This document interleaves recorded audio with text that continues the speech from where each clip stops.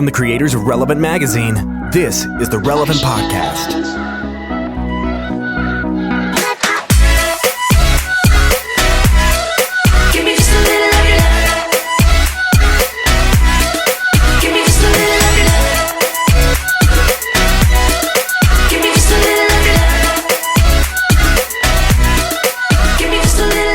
It's a week of Friday, September 8, 2017, and it's the Relevant Podcast. I'm your host, Cameron Strang, and this week's show is brought to you by HelloFresh, the meal kit delivery service that makes cooking more fun so you can focus on the whole experience, not just the final plate. Each week, HelloFresh creates new delicious recipes with step-by-step instructions designed to take around 30 minutes for everyone from novices to seasoned home cooks short on time. They source the freshest ingredients. Everything comes measured to the exact quantities you need, so there's no food waste. And they deliver your food to your doorstep in a recyclable insulated box for free. You're going to need a HelloFresh crate this week. With the hurricanes. And with all the people here. So, that's true. So, if you've listened to the show the last couple of weeks, you know that we ended our era at our previous studio. Yes. We were moving downtown. We have not yet completed said move. So we are temporarily officing and recording this podcast at my house. And let me paint a picture where we're at right now for the podcast, because actually this is probably the most appropriate room that we could record the podcast in.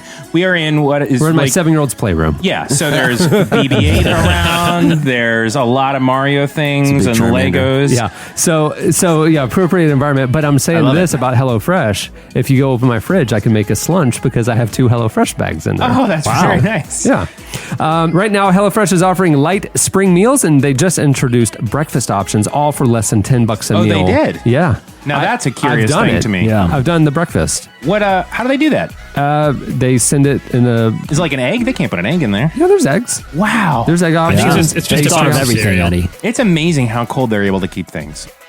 With the whole dry ice. Someday I want to have the HelloFresh founder on and just ask that person some really, really specific shipping questions. I like HelloFresh just because I like to play with cool, dry ice. The food is a bonus. Like I mentioned, I have a 7-year-old, and I'll tell you, HelloFresh delivery day is like a new toy showing up because once I get the 3 meals out of the box, he's got a whole bunch of stuff to play with the leftovers with the shipping container. I mean, that's cool. It weighs like 40 pounds. It's heavy. Wow. I think that maybe we're veering from their talking points, but for people that like our show, it's a toy and a meal is what we're saying. Right. For people it's an adult Happy Meal. Not only do you get great fresh food that you get to make with your family, you also get dry ice to do whatever you want with, including getting a cool bowl of candy and make it look all smoky like a witch's cauldron. That's what I do. Quick note, Jesse. There was one thing highlighted in red that they said never say this is an adult, or an adult Happy Meal. We're really trying to push back. It says on the box, please do not use the dry ice to make a witch's cauldron in a big pasta ball. Yeah. It says that. Don't let your kid play with this. He will lose a finger. Right now, HelloFresh is offering Relevant Podcast listeners a special deal.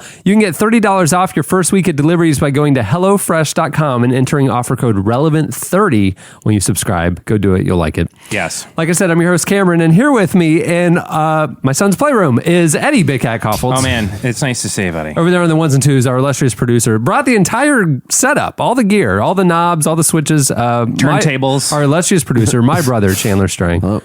Also, our new head of audio and video, Nathan Grubbs, is quietly listening, just kind of lurking in the shadows. You need to figure it out because pretty soon you're going to have probably a microphone or be close to a microphone, and you'll need to figure out how to say hello in a way that's compelling. On the Skype line from Loveland, Virginia, Jesse Carey. Hello. Not like that. And so also, try to think of something. Watch and learn, Nathan. Here we go. All the way from Nashville, Tennessee, Tyler Huckabee. Hey, guys. Wow, nice, man. Short, really simple, clear. It's a good one. Really great. Hey, we have a great show in store for you guys today. Coming up later, Hillsong Young and Free joins us. Oh. They're not going to fit in this room, but it'll be fun to have them. There's like 17 of them. Oh, yeah. The many buses of Young and Frees. Also coming up, author Chris Heuertz joins us. He's the author of The Sacred Enneagram, Finding Your Unique Path to Spiritual Growth. Oh, man. I like it. Dude, I'm all about the Enneagram. That thing changed my life a few years ago. I was very skeptical because I just... Boy, that's your background. You were a counselor and you're a professional in this area. Well, yeah, and I've done enough introspection and whatever. Yeah. Enneagram read my mail. Yeah. Can I just say too, I've heard a lot of people talk about the Enneagram, and I've taken some online tests and stuff, and I've listened to other podcasts with people who have talked about the Enneagram. I have never been more enlightened about the spiritual benefits and spiritual aspects and history of the Enneagram until talking with Chris. He's real practical, and the book is practical, but it's also a deep dive.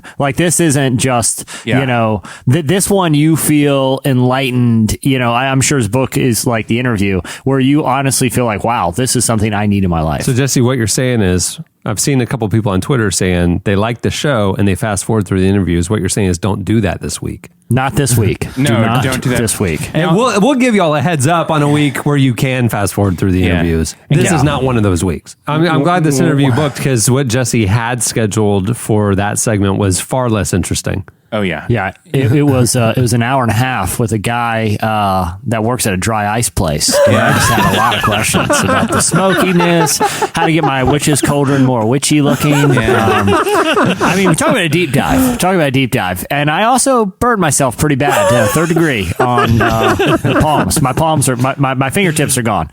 You're not supposed to handle the dry ice. And I'll say this: as cool as it looks in a drink, don't drink it. All this is covered in the interview. The shame is, here's the shame. A lot of people are going to fast forward through it when it airs in a couple weeks when someone backs out and need to fill a hole and it's a special episode. And they're the ones who are going to lose fingertips. And they're the ones who are going to have irreparable stomach damage. So, joke's on you. Fast forward all you want. Yeah, basically you're saying if you fast forward through the interviews, you're going to have irreparable stomach damage. So, all right. That's probably a pretty good new slogan for the show. Yeah. I'll say this. That is a threat. I will say the one thing about the dry ice beat is it's probably important to get it out there before Halloween. Because that's when people start getting really into dry ice. And it's timely. And I got to tell you, this is a real statistic. 9 out of every 10 children don't lose a finger on Halloween because of dry ice. 9 out of every 10. Yeah, so 90% of all American children lose a finger on Halloween because of dry ice. Yeah. So let's just get the word out there. Save it for the slices, Eddie. That sounds like a that's a big PSA. Yeah, it's a pretty shocking statistic. So can I ask one quick question, Cameron, about the setup you guys have? Whatever you need, now? man. Yeah. So yesterday, much of the staff was working from your house as like a temporary. The whole week, everybody's going to be working from my house this week. We won't get our CO at the new downtown office until Friday. So we worked remotely the Friday prior to the long weekend, but that's not sustainable. We're highly collaborative. So it's like, well, we got to find a co-working space. Well, guess what? It's called my dining room, my kitchen, my bonus room, my house. So so we're here all week. I think that, if we need to record anything else, we should consider a small live studio audience that can laugh at our jokes, can boo and hiss Eddie at will throughout the show as need be. Well, the listener doesn't realize it has an interesting dynamic. The listener doesn't know that we actually cut out a 10-minute derail that Eddie just did at the beginning of the show. It's because Jesse had this zinger of a story about his cable repairman that you're going to have to hear on the bonus. We'll put it at the end of the show. Oh, it was so good. Classic Jesse Carey. I really did not know what's up with me today. I am just for some reason going for him, and he's such a good pal, but I just decided to destroy him. See, this is why we need a studio audience, because they would quickly take sides. Yeah, they would. And they would cheer and laugh at everything I do. And just There was, though, at the 10-year show, remember at the 10-year show, there was like somebody stood up and said something about, I don't remember, it was like the toll booth or something. And it was like, oh, people are groaning. Like, it was not like a perfectly hilarious moment. It was like, oh, I see. I'm a jerk. So when the entire audience like audibly recoils involuntarily at something you said, you hit a nerve. Yeah. Anyhow. Well, there's a lot of news going on. Obviously, our thoughts and prayers are still with the people in Texas recovering from the floods there. Hope the best for you guys. Florida right now, when you're hearing this, will be getting pummeled most likely. Yeah. We don't know. We're recording this on Wednesday. We don't know the path quite yet, if it's going to go west back into the Gulf toward Texas. We don't know if it's going to curl back up. We don't know if it's barreling down on Orlando or not. But what's you guys' plan? Do you have like a grocery list that you're working on? What's the system? Well, Eddie and I were talking right before the show about the sorts of liquids that don't go bad, if you catch my drift. And then we need to swing by a couple of those stores before the weekend. Mm-hmm. But I got a lot of water too. I was going to say, usually my thing is I stock up on nothing but whole milk because it never goes bad. Because the thing is, you got milk for like a day, and then you wait. If it's a real bad one, you got cheese coming. So it's Jeez Louise. I'm churning it. The neighbors are appreciative because I've told you. I told you when society breaks down, currency's no good. It's all about bartering, and cheese is right at the top of the currency chain. It absolutely is. Like you have batteries, flashlights, and fresh churned cheese. But that was whole milk a few days ago. The thing that we were actually talking about, this is legit, is like right now, a week out. I mean, you can't, anywhere you go, Target, Costco, Walmart, grocery store, all the bottled water is gone. And my thing is like, and Amy said this, why? We all have a bathtub. You can get a Brita. I mean, so like before the storm comes, worst case scenario, fill up your bathtub. You have a Brita. Why do you have to buy bottled water? I don't get it, because like if this storm takes a real bad path and we realize, okay, this is a thing and we may lose power for a couple days, which means the water pumping stations are down. Right. I will just fill up. I have a couple of 5-gallon buckets. I will fill them up with water and like dip out of that. We're talking like Floridians, though. I do. Yeah, because like Nathan, who just moved here from the state that catches on fire and shakes violently. Yeah. His family's Very thinking like the apocalypse is starting. Yes. Like she bought out all the water at Costco and Really? are freaking out about maybe we need to leave the continent until US. And I'm like, we're fine. Literally, you may lose power for like 10 minutes. I can't remember the last time we lost power during a hurricane. And like, obviously, we are not making light of, because it's funny. I mean, it's going to be terrible for some. There's a chance places. that this is an in memoriam show for all of us, and we're like, okay, fine. This is how we went. Glad you're not making light of it. Continue.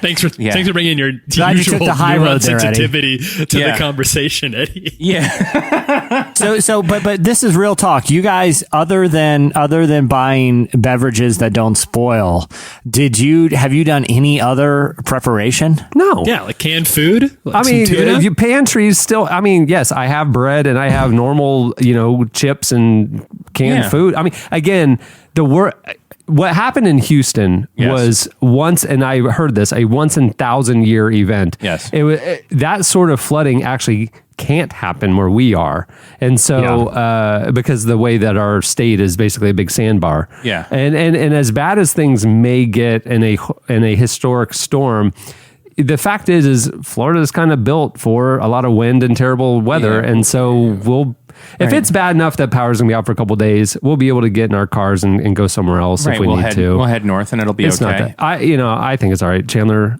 are you prepared? You live on your own. I got groceries. I went to Big Lots a couple of days ago and bought a bunch of water. Big Lots. You're an interesting man. You went to Big Lots? Yeah.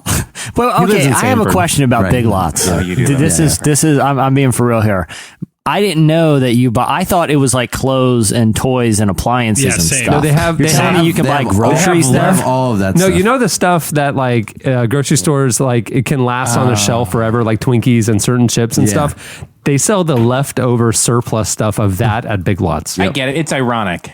Kind of, yeah. Yeah, I get it. But why it's a would good they deal. put water? Why would they? There's no surplus water. It doesn't go bad. There's no expiration. Like why? It's just Why is Big Lots selling water? Is it Big Lots brand water? It's off-brand water, so nobody wants it. So the labels are like kind of generic looking. Yeah. Hey, okay. What else, Chandler? How often do you go to Big Lots? Real talk, man. every couple weeks. What? It's his main source of nourishment. Are you so interesting to me? What are you getting there? Are you going there Patio mostly? furniture. See the true, thing. they do The have stuff patio that you furniture. buy there Jeans? doesn't last all that long, so you got to go not back jeans. frequently. That's the thing. Jeans? Are you getting your jeans there? No. They don't carry ironic clothing. hipster jeans. Yeah. you can wear like They dad don't have jeans. clothing. They have furniture. What else do you buy there aside from groceries, like electronics and stuff? Yeah, they actually do have Halloween electronics, decorations. I buy my Halloween decorations for my big parties there All of because my they're cheap. iPhone chargers I got at Big Lots. If you ever need the flameless candles, they have them in bulk, 48 for only $6.99. No tiki Still torches. a rip though. off. Yeah. Pretty big ban on tiki torches. Yeah. Not going to do those anymore. Actually, we should get flameless candles, like those little votives for. Isn't that just called a light? for the storm? It's a light. Well, if the power goes out, you need the little switch, little battery operated ones. Oh, well. I'm just saying. Anyhow, Anyway. good luck at Big Lots. Yeah. It's a really interesting thing I you enjoy do. it. So what were you saying? Eddie, you've done zero prep? I mean, basically, yeah. I mean, we'll pull everything in from outside, make sure that there aren't patio chairs and stuff flying around. My favorite thing to do during a hurricane is you go out in the backyard and kind of lean into the wind like the guy on the Weather Channel. Yeah. You Jim Cantori. always go out in the You hurricane. always have to go out in the hurricane. Yeah, and you don't tell the kids you're doing it. It's like middle of the night, and Yeah. you just It's step just a out fun front. little memory. Yeah, and you're like, that's it. I stood in the path. Yeah. It's crazy. Yeah, I mean, I'm doing the normal Floridian prep. If it's coming north, I'll fill up a bunch of stuff with water. We have plenty of flashlights and things, and we have plenty of dry food that would keep us for way longer than we would possibly stay in our Well, house. I got the buckets from Jim Baker. Oh. So I'm actually good for about 75 years. We've been cooking pancakes for 3 weeks, Yeah. and we're barely even scratched the surface. No, I'm telling Yeah, I was you. going to say, because everything It's like the on his loaves and website. fishes. It's just like It's it. like the loaves and fishes. You get the Jim Baker bucket, it never ends. Yeah. Yeah, well, literally, you go to the website, and when you pick how many do you want, you pick by the vat. It's literally like an old barrel that is to be stirred with boat oars. He's got some good stews, some good gruel, some good porridge. Yeah, all kinds of vats of liquid that the UPS guy just rolls up to your door with. So yeah, I mean, you guys, yeah, Cameron, I mean, you're set for decades with that. So I think Well, you you got talk nothing to worry about a post storm. There is no currency, and Yeah. so I deal in VAT, and so I can kind of ration it out. Yeah, like we even sell this is a vat of podcast. That's right. That's how we refer to it. We don't do it. I went ahead and, initially the path had it possibly coming my way. It doesn't look like that's going to happen now, but I preemptively looted some places. I just ran in there with a shopping cart. Yeah. Just like, do you remember this? Remember when you were a kid and they did like on Nickelodeon or whatever, they would start a timer and the kid could run through the toy store and put everything in a shopping cart as That was the possible. And then dream. like run through the checkered flag, like Shaq was holding the little tape that you could run through. I did that at the grocery store. I just ran and just filled up 3 shopping carts and just ran out of there, thinking that I was going to be doing hurricane prep. It ended up just being shoplifting, but I'm stocked. So I got nothing to worry about. So Yeah. I'm all good. Well, I was saying all that to say, just in this is a time where actual, real important news is going on. Yeah. That is not this segment. This is our time to look back at what happened this week in culture and entertainment. Yeah. It's time for. In case you missed it. Hey, in case you missed it, NFL quarterback Aaron Rodgers this week discussed how Rob Bell molded his faith when he began to doubt his Christian upbringing. Mm-hmm. He was profiled by ESPN The Magazine for a rare interview leading up to the NFL season kicking off and explained how he went through a spiritual crisis in his mid-20s. Even though he'd been raised in a devout Christian home and regularly attended church, he faced a feeling of emptiness after winning his first Super Bowl. He said, quote, "When you achieve that and there's not this rung, another rung to climb up this ladder, it's natural to be like, now what?" He explained that he started to question evangelism and theology about salvation.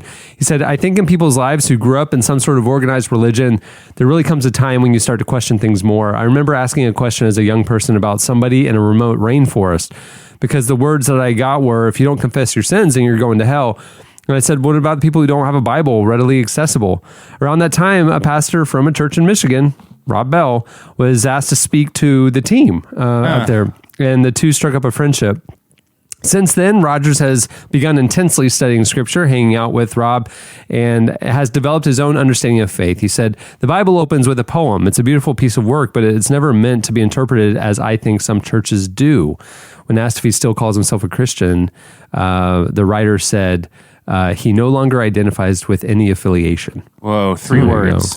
Goodbye, Aaron Rodgers. Yeah, farewell, Aaron Rodgers. Oh, it's You butchered farewell? that one. Was it farewell? Yeah. Farewell, Rob Bell. It rhymes. Dude, it's so communicated. It was The a lyric. translation Farewell, still works. Rebel. I understood. We were all thinking it. Man, Yeah. guys, I disappointed you as people listening to the show, and I disappointed myself with that. And Jesus. You actually, Jesus, baby and- Jesus shed a tear. And Rob Bell and John Piper and my family. So If you want to see a lively Facebook back and forth, go ahead and visit the comments section of that story that we posted. No, like I appreciated because like you were saying, Cameron, it is pretty rare that Aaron Rodgers does interviews, especially about anything non-football related. Like he's just a very private person. But for him to kind of open up to disagree about his own faith and questions about Christianity, I thought was fascinating because a lot of times with athletes, and I don't think there's anything wrong with this, but you get like a lot of, I don't want to say like platitudes, but a lot of times you get kind of the same talking points. Like a lot of them just kind of play it safe with all topics, including faith. And they're not really known for asking big questions as much as a lot of them are like, you know, crediting God for their success and being grateful, which there's nothing wrong with. But it is interesting to hear a superstar of this kind of caliber open up in such a vulnerable way about faith. Yeah, I'm curious how people. Well, I guess I'll read the comments section, but it is really. Literally don't. I wouldn't run. My Kirk Cameron filter was triggered when I was trying to read it. Yeah, I just feel bad because I still think of like if he's just struggling with, you know, he's clearly doing some soul searching. I'm like, I hope he doesn't run into those comments. I'm sure he won't, but like, it's like I hope people are gentle on him because he's like figuring it out. Well, he's a football player. People are not gentle on him. I know. They hit him Yeah, that's as a hard good as they point. can. like on Eddie. purpose to knock him down. Well, farewell, Aaron Rodgers. Still didn't work. Yeah. Hey, in case you missed it, this week, Pastor Robert Lee IV, the descendant of Robert E. Lee, who was on the podcast last week. Yes. He has resigned from his church following blowback from his appearance on the MTV Relevant VMAs podcast. where he denounced white supremacy. Yeah. So in a statement to the Auburn Seminary, he explained that after his appearance on MTV, a few members of his church wanted to bring his tenure to vote. How about that? And he chose instead to resign, saying, we are all called by God to speak out against hate and evil in all its many forms. There are so many good things going on with this congregation. I don't want my fight to detract from the mission. If the recent media attention causes concern with my church, I reluctantly offer my resignation. He also wrote that I do not want this episode, I assume of the podcast, to be a distraction from the sacred work of confronting white supremacy in all its forms. My calling and my vocation have led me to speak out against violence and oppression in any form, and I want to especially challenge white Christians in America to take seriously the deadly legacy of slavery in our country and commit ourselves to follow Jesus into a time with deep reflection, repentance, and reconciliation. Later on Twitter, he said, someone just asked me, was it worth it? Was it worth losing everything? Unequivocally, yes. Wow. And the hard part is that I would love to think, I initially read it. I'm like, boy, his church must be really kind of crazy, right? But then I think, how many churches, if their priest or pastor did the exact same thing, would find themselves in the same place? Like, I can't believe, I can't comprehend what people would be offended by what he did. I All know. he did was say white supremacy is evil. Yeah. Oh, yeah. we thought it was great. We were really excited. It seems like it'd be cool Yeah. for a church to have that sort of platform. He was very bold.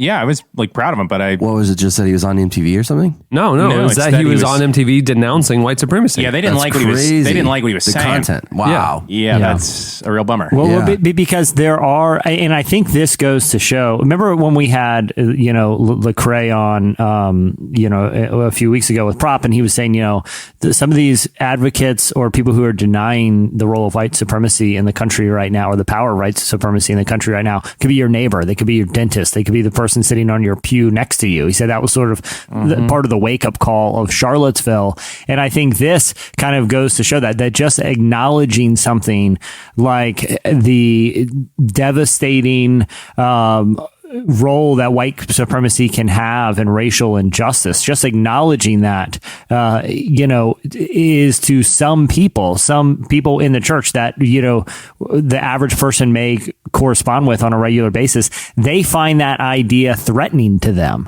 And so much so that they would ask a pastor to resign just for speaking out against it. I think that is such an interesting and heartbreaking, but also, Well, they didn't ask him to resign. They wanted to bring his tenure to a vote. Yeah, which so is different. Yeah. So that was the super passive church way of getting him to leave. Right. Like, He chose to, I think very graciously of him, he chose to I don't want to be a distraction. Yeah. Right. But either way, like that, even just this footnote in this larger story, that people within the church of an advocate for bringing awareness to the devastating, destruction of white supremacy, that they would, take a stand against him, goes to show how deeply embedded that thinking is in a lot of churches.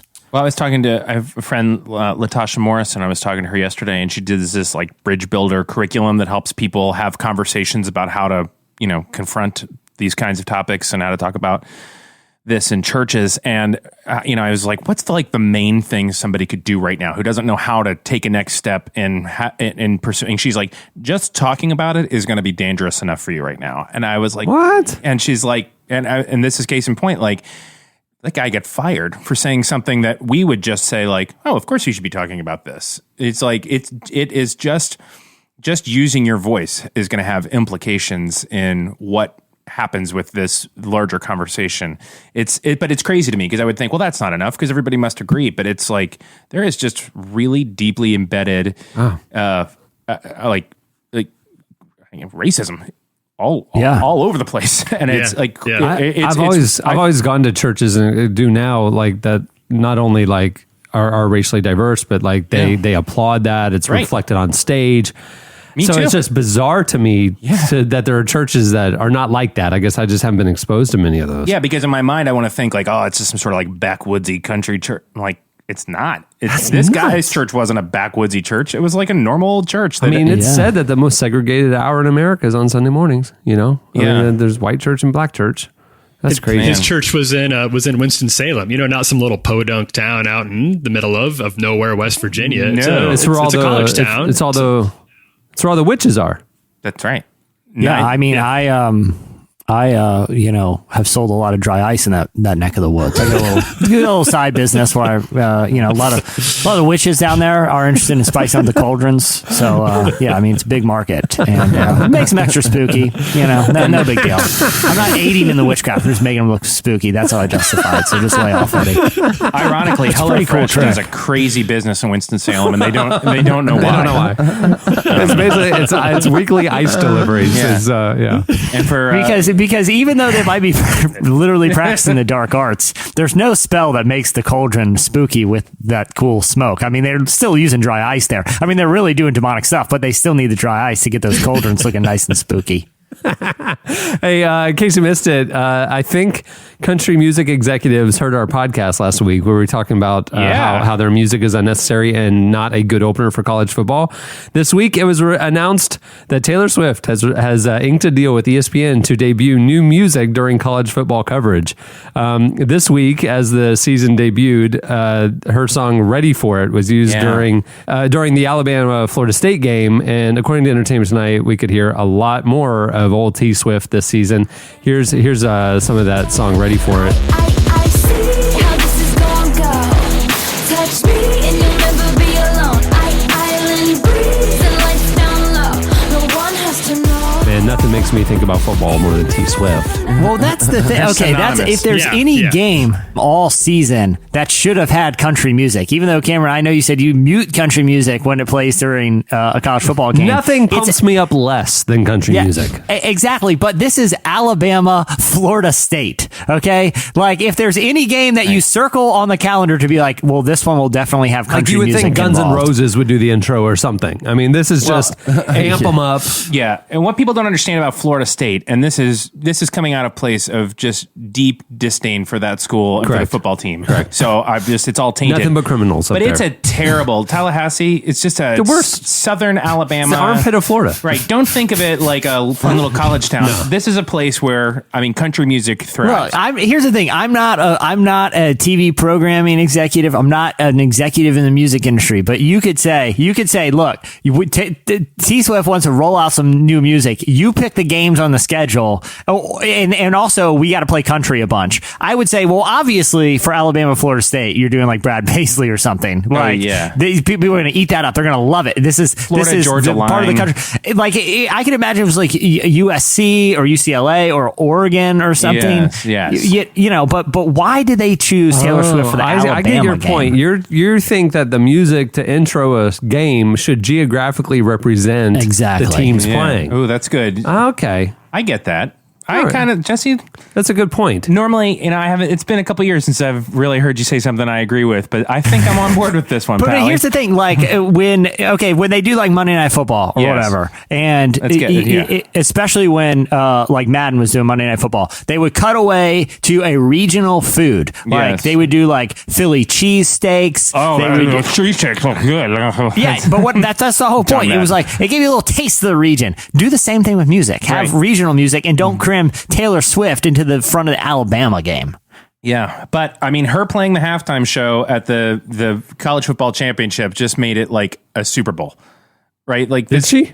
She's going to. Well, no. Yeah. Well, that's it's been disputed by ESPN. They haven't outright denied it, but they've been disputing it. Oh, okay. Yeah. Well, but it's got to be the case. But I mean, doesn't it feel like that's the main thing keeping that from being another Super Bowl? Is just a halftime show?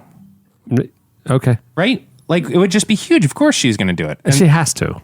Right. I agree with you. And ESPN was real cagey about it because it came out that they're going to be rolling out songs from her new album throughout college football season. And then it said, but she's also playing it's a build up to her playing the halftime show.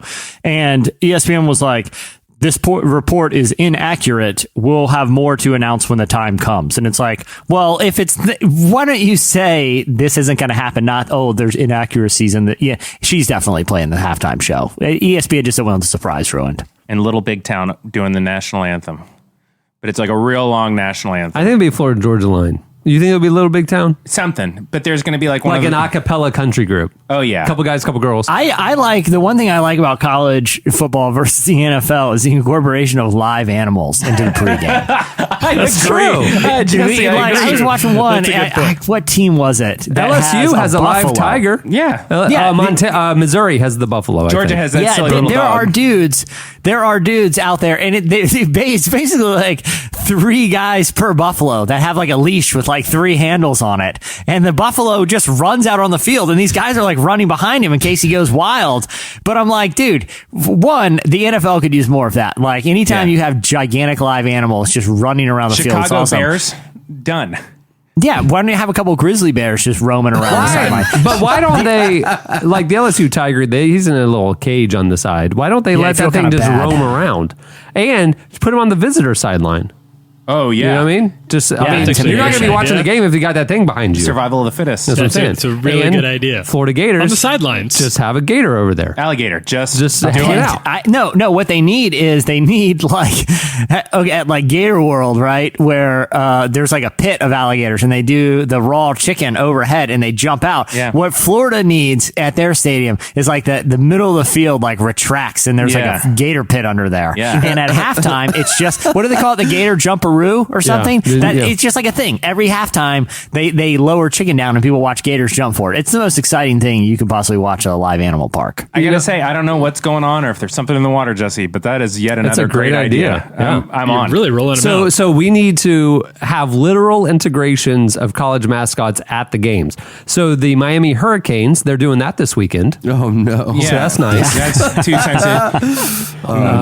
I'm trying to... That's going to be a real moment of pain if we don't make it and people are listening to the That's show. the last thing. They This is just the last episode. They're like, they didn't even know at that time. They didn't even know. They didn't even know it was They were going joking. to They were But laughing then you about it. have you have some that like it just makes everything lame because like the Oregon Ducks, which is But everyone gets like a loaf of bread before the game when you walk in. Jelly feeds the ducks. I mean, well, like I'm saying, like hey, not everyone can be Florida where there's 30-foot alligators jumping out of a retractable pond in the middle of halftime. Look, you got to lean into the mascot here, okay? Yeah. If you got ducks, go with bread because as excited as it is to see a gator jump out, I'll be honest, it's been a long time since I fed bread to a duck, but there's a slight slight thrill when you feel that duck walk up to your hand and you feel his little beak get your fingers when you're giving the bread. It's like, ooh. No. See, we had downtown Orlando is you go, there's ducks and swans. Yeah. And we were poor growing up. And so the big entertainment would be to go feed ducks, you know, go splurge on a couple slices of bread. It's a nice thing. Go down there. I remember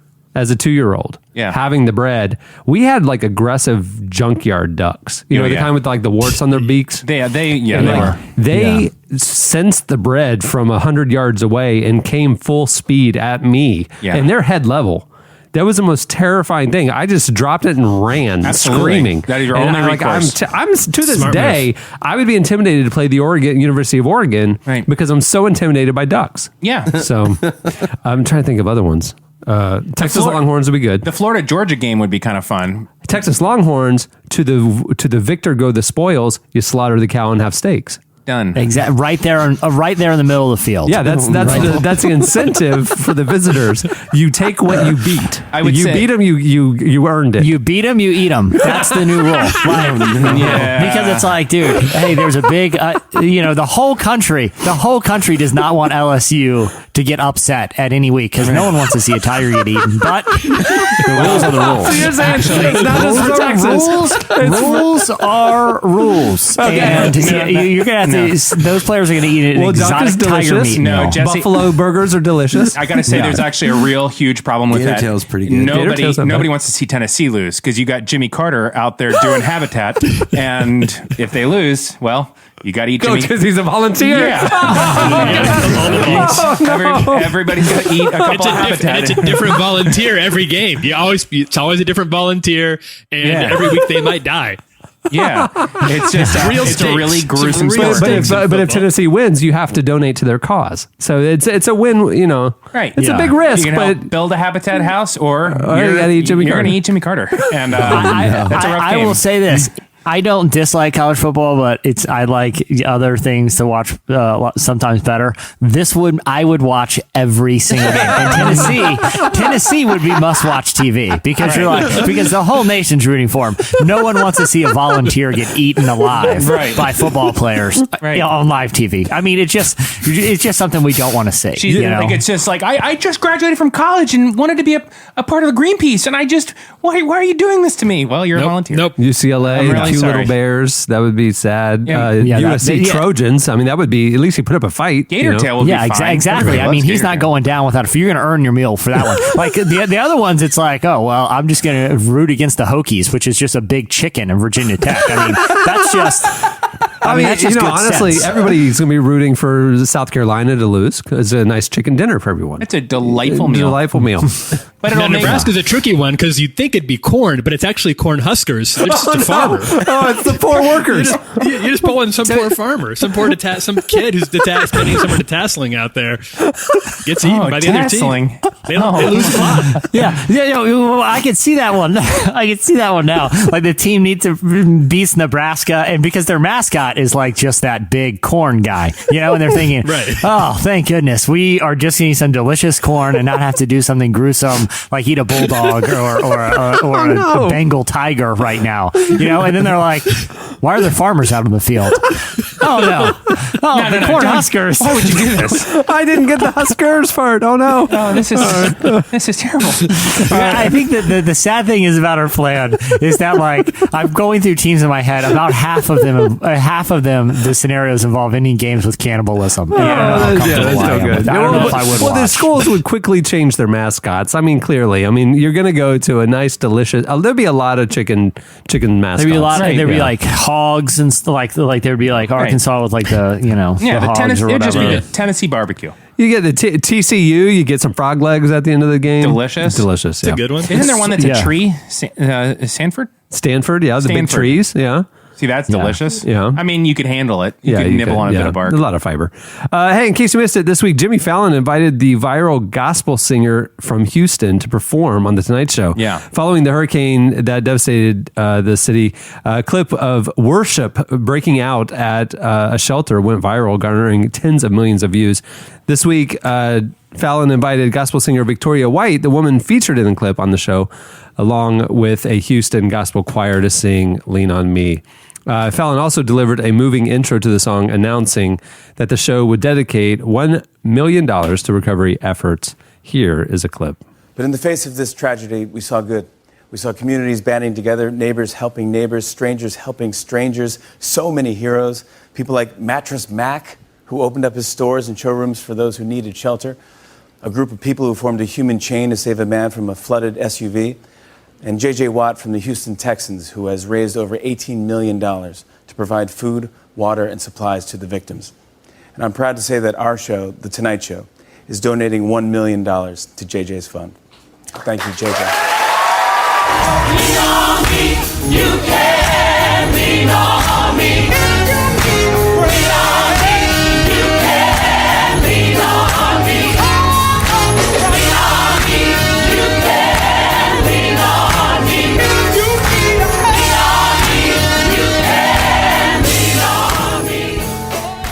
The one thing about Fallon, I know, like in the modern era of late night, we talked about this a lot, where the political climate and social climate has changed pretty dramatically in the country in the last 8 months or so. But and he's taken a lot of criticism for being kind of hokey sometimes, a little tone deaf. To the seriousness. Exactly. Yeah. But I will say there are certain sentimental moments where I do feel like he doesn't mind if doing something like this, like bringing a gospel choir out or delivering something kind of heartfelt. He likes inspiration and joy. He doesn't like controversy But I think he's finding his voice on how to traverse it, right? Because he's doing a little bit more. It's really hard. He? I mean, he got really emotional. I forget.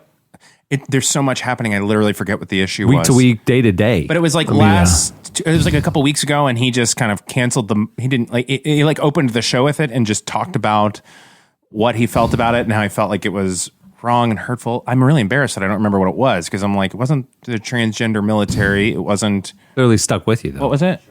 Oh, was it Charlottesville? Oh, of course. Yeah. Obviously, it was Charlottesville. Yeah. And it was like, oh, well, that's his role. He's just a really good person that's like mourning with the country, as opposed to like Colbert, who is, snarky and biting and giving us great criticism of it. But or even like Kimmel, who I feel like is more like the kind of wise guy. Like you have Colbert with like he's got, kind of that satire edge to them. Yeah. Kimmel, like I said, is sort of like the wise, cool guy, where Fallon is comfortable just being the sentimental, inspirational one who doesn't mind some emotional vulnerability, where the other two aren't particularly emotionally vulnerable.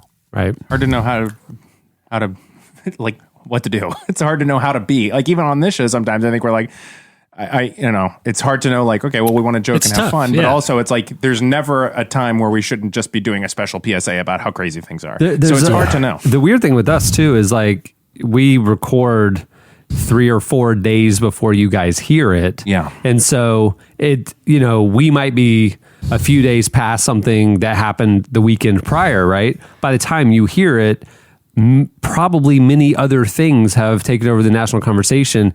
And so we even have the tension of timeliness / joining a conversation that's actually happening when you hear that, so it's not that if something like grabs your attention and your Twitter feed and your social media, and then you're going to tune into our show that night to see what we had to say about it, realize we probably recorded it before the thing happened and we didn't know. And so it's just, we even straddle that tension as well. We're not oblivious. Yeah. It's just, when do we say something? But it's sometimes also crazy because like in the history of the show, I felt like we had popped in and done sort of like like after Pulse, we had a long conversation about that, but we don't do them like often. Right. But now it seems like it's almost like the enormity of it is like, which ones do you pick? This is is the Charlottesville week. Every week would be something, it seems like now, Hard to know. And who knows, this might be our last show. And if so, this was a very special you're like, why weren't they more sentimental and recapping? We should have done a clip show. This is they've done, hundreds of, I spent years of my life listening to these guys, and a portion of the opening of the show was talking about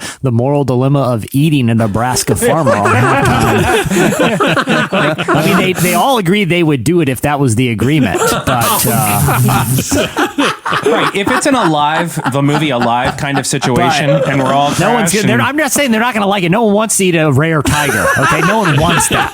Right. We're cheering for LSU, but I'm just saying it heightens the intrigue. Okay, the stake. Look, college football, the stakes are already high. You lose 1 week, you're probably out at the end of the season. Yeah. This raises the stakes if endangered animals are being eaten on live TV. Right. Okay, that's all I'm saying. It makes it far more interesting. Every AD in the country would be trying to schedule University of Texas because they're terrible, and you're going to get steaks afterwards. They call it raising the stakes. For our football. I love it. I've always known. Why'd you schedule Texas, AD? Press conference. Oh, we just wanted to raise the stakes. Another great Cameron Strang There you go. media venture. Really well done. Raising the stakes. Stay tuned. Up next, Slices.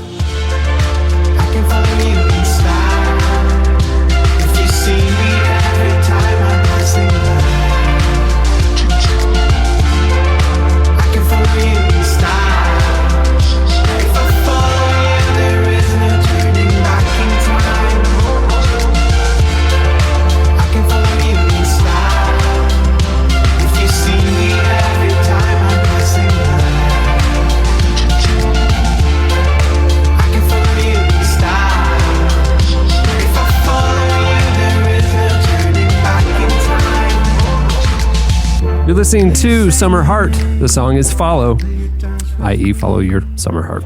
At the beginning of the podcast, you heard Haim, but it wasn't just Haim. It was Haim with a little bit of a remix by Blood Pop. The song was Little of Your Love. Blood Pop? Yeah, Blood Pop. One word with a little R registered symbol at the end of it. A whole thing, isn't it? It's a whole thing. These are the remix guys. You got like Pooh, Lil Pooh, Blood Pop. Some of the DJ names are. What's your DJ name, Chandler? Dromes. Dromes. No, is that true? It's not DJ Dromes. It's just Dromes. No, that's my producing name. How do you spell that? DROMES. What's that mean? Like drones with an M. It's drones and drums crossed because my first remixes were droning synths and drums. And it's really hard to find. Hey, pro tip: tell them it's to be announced. Tell them that's your name. Because then they put that up on the marquee. DJ to be announced. People are gonna be like, dude, there's a big name coming. Skrillex is coming. I bet it's Skrillex. Secret show going. They don't want they can't even announce it yet. And they go, no, literally, my DJ name's to be announced. So you're here to deal with it. Why not just go by Chandler Strang? It's just lots of reasons. Lots of reasons. Go by Chandler Koffoltz. Nobody will know who you are. Nobody will care. Nobody will remember you. That really brings the people to the club. Chandler Koffoltz. Don't miss this party. Don't miss it. We booked it. Yeah, really. All right, it's time for Slices. What do you have, Jesse?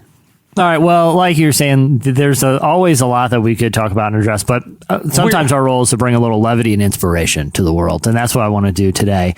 I want to tell you, because there is still a lot of these great stories out there in America. There's still a lot to be inspired by, despite everything, all the turbulent things happening in our world. And one story is brought to us by Ray and Wilma Yoder. This week, they completed a task that I got to be honest, I'm honestly surprised that they survived, not just were able to do, because it's a pretty miraculous feat. Yeah, it's called pulling a Yomer. It's like only been done once by them. Yeah, they are, to my knowledge, the only people ever to do this. They have just completed their quest to eat at all 645 Cracker Barrel locations across the United States. 645. So hold on. The average meal at Cracker Barrel is at least 2,700 calories. Easily. Times 645. Oh, that's probably without the biscuits. Oh, I was going to say, you're talking just the gravy alone. So let's say, I mean, these people, and they're getting the sweet tea. So they're 4,000 in every meal times 645. It's when they like at Cracker Barrel, when you look under like the menu and it's like lighter fare. Yeah, it's still like giblets and gravy. It's under lighter fare chicken fried calories. Steak. Yeah, right. Well, it's got chicken in it. Like if you're dieting, if Mr. and Mrs. Yomer are trying to go out light, they're just going to do a chicken fried steak with the gravy, 6 biscuits with gravy all over it, with only 2 sweet teas instead of 6. Sweet teas, right? Yeah. Any place is a kind of place you want to be eating when macaroni and cheese is listed on the vegetable sides options. That's a really funny point. That's true. You know, like, where's the? It doesn't matter. It doesn't matter. Same with and they have the candied apple like dessert thing as a vegetable. Yeah, exactly. Yeah. So anyway, it took them 40 years because they spent a lot of time out on the road early in their marriage. Well, they got the diabetes. They're moving kind of slow. But here's what makes this so shocking to me is that 645 Cracker Barrel meals at least, because that's how many locations they went to. That doesn't count. Yeah. Like if they let's say they have a Cracker Barrel down the street from their house, I'm sure they're eating there all the time. Well, think about it. They had to eat at a Cracker Barrel so much that they had the idea to go eat at all of them. So exactly. It wasn't like they started. They're 2,000 at zero. in before they started venturing out. You know. Yeah. So they've gone to everyone. 645. The last one that they did, their quest recently ended in Oregon with a meal that fell on Ray's birthday. Guess how old? I kind of tipped my hand a little to say that they'd been at this for 40 years. But guess how old Ray turned during this when they finished their quest here? 38. Oh man, 87. Tyler. Yeah, I say 80, 85. 81. But still, 81 years old. Okay. Here's what I love about this story. Not only is it like, okay, this is just like, because as longtime listeners of this podcast know, I love absurd challenges of endurance. Doing things that no one asks you to do. Psychological endurance challenges is, I think, what we call it. Yeah, exactly. This is the ultimate psychological endurance challenge because not only does it involve powering through, 645 chicken fried meals, it also involves a massive amount of driving for very little payoff. Like the payoff is I get the same meal I just had yesterday. Yeah, I could have sat. But I didn't have to drive 8 hours That's to get. right. I sat in the car for 7 hours to have the meal that I had before I got in the car. Great. Like the type of psychological strength that this involves, knowing what the payoff is at every stop, and knowing at the end of the journey, at that 40 years, 4 decades of my life, the final stop, that my reward will be yet another Cracker Barrel meal. I appreciate their ability to just power through knowing that. The other thing I like about this is it challenges everything we know about quote unquote nutritional science. Okay. Because Ray turned 81 and he's lucid. The other thing is I watched the video of him. He dominates that little golf tee pyramid game on the Cracker Barrel tables. Yeah. He can beat it every time. He plays it every day of his life. The thing is, like, we hear all this stuff about how bad greasy fried food is, not just for your body, but for your brain and staying sharp. Tell that to Ray Yoder. He's out there dominating cats on the front porch of a Cracker Barrel, on any golf tee game in the shop. Yeah. And the man has eaten thousands of Cracker Barrel meals. It's inspiring to me because it shows I can eat whatever I want, and I got a long life ahead of me. You know what I'm thinking? You know who needs to reach out to them? Rob Bell. Because like Aaron Rodgers, you hit that top rung. Now what? They're going to go through a major spiritual life crisis right now. Yeah. I think Ray Yoder is going to hit his quarter life crisis and wonder why do I believe what I believe? Yeah. And, quarter life crisis. How long do you think this guy's going to live? Eating like this, he's going to go at least 320. Evidently, he's immortal, Tyler. I'm saying 320. He is so full of gravy preservatives that he's never going to decay. He's rocking it to at least 2200. Yeah. See you later. That's what I mean. I have friends who eat really clean. Probably the reaction I got. Yeah. Methuselah over here. I have friends who eat really clean, and they watch. Have you ever seen how fast an organic like fruit or vegetable decays? That's what's going to happen to these clean eaters.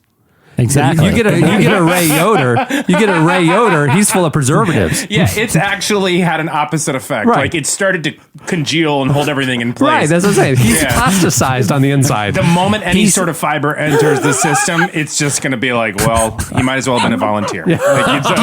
Well, that's the thing too. Is the man, his body has been forced to burn so many calories. It's running at maximum efficiency here. The other, okay. Like I have friends that eat real clean, and we'll go out to like Five Guys or something, something, a good greasy. And he's like, dude, I can't eat this, man. This will tear me up. Like I'm going to be hurting if I eat this. And I'm like, Okay, well, that's what the clean eating does for you. My system, I have the gastral capabilities of a billy goat right now. I can eat anything and I'll survive because my system has been trained. Like, here's a question. When Navy SEALs are preparing for battle, for special ops, okay, are they going through something gentle and something clean? No. They're going through the harshest conditions that the trainers can possibly throw at them. Right. That's what I'm doing with my stomach. That's what Ray Yoder has done with 645 Cracker Barrel meals. He wants to take the human body, and when it screams, please, not one more bite of gravy, he takes it to the edge, and he looks over the precipice, and he takes the bite, and guess what? His body is stronger Jesse, for it. I can tell you, I can prove your theory as being accurate because when I was in college, every day I drank about 6 liters of Diet Coke and one of those family-sized 6-pound, 5-pound bags of hot tamales candy. And I had a thick gelatinous coating on the inside of me that I was indestructible. I was never sick, and I was in the best shape of my life. I'm just saying, I'm proving your theory's true. If we can just add to the Jesse Carey file, would anyone be shocked if one day we're just browsing the news feed and it's Loverland, Virginia man visits every Chili's, right? Like this is like Jesse's saying it like it's crazy, but would any of us be shocked? Yeah. Oh yeah. If it came out tomorrow that there was like the shocking birth certificate was uncovered and Guy Fieri was actually over 100 years old, would anyone be surprised? Well, like his bodily fluids have become donkey sauce at this point, and he's unkillable. He is unkillable. Like he's put everything into the human body that could kill it, and it survived for it. It's like basically my understanding of how vaccines work. You know, like you put just enough so it doesn't infect your body. That's what you eat, just enough donkey sauce so it doesn't stop your heart. Right. Your heart gets stronger for it, and all of a sudden you have a 200-year-old chef who looks like he's in the prime of his life and is bleaching his hair as his tongue out to everyone. So I have theories. That's all I'm saying. Yeah, that's good. All right.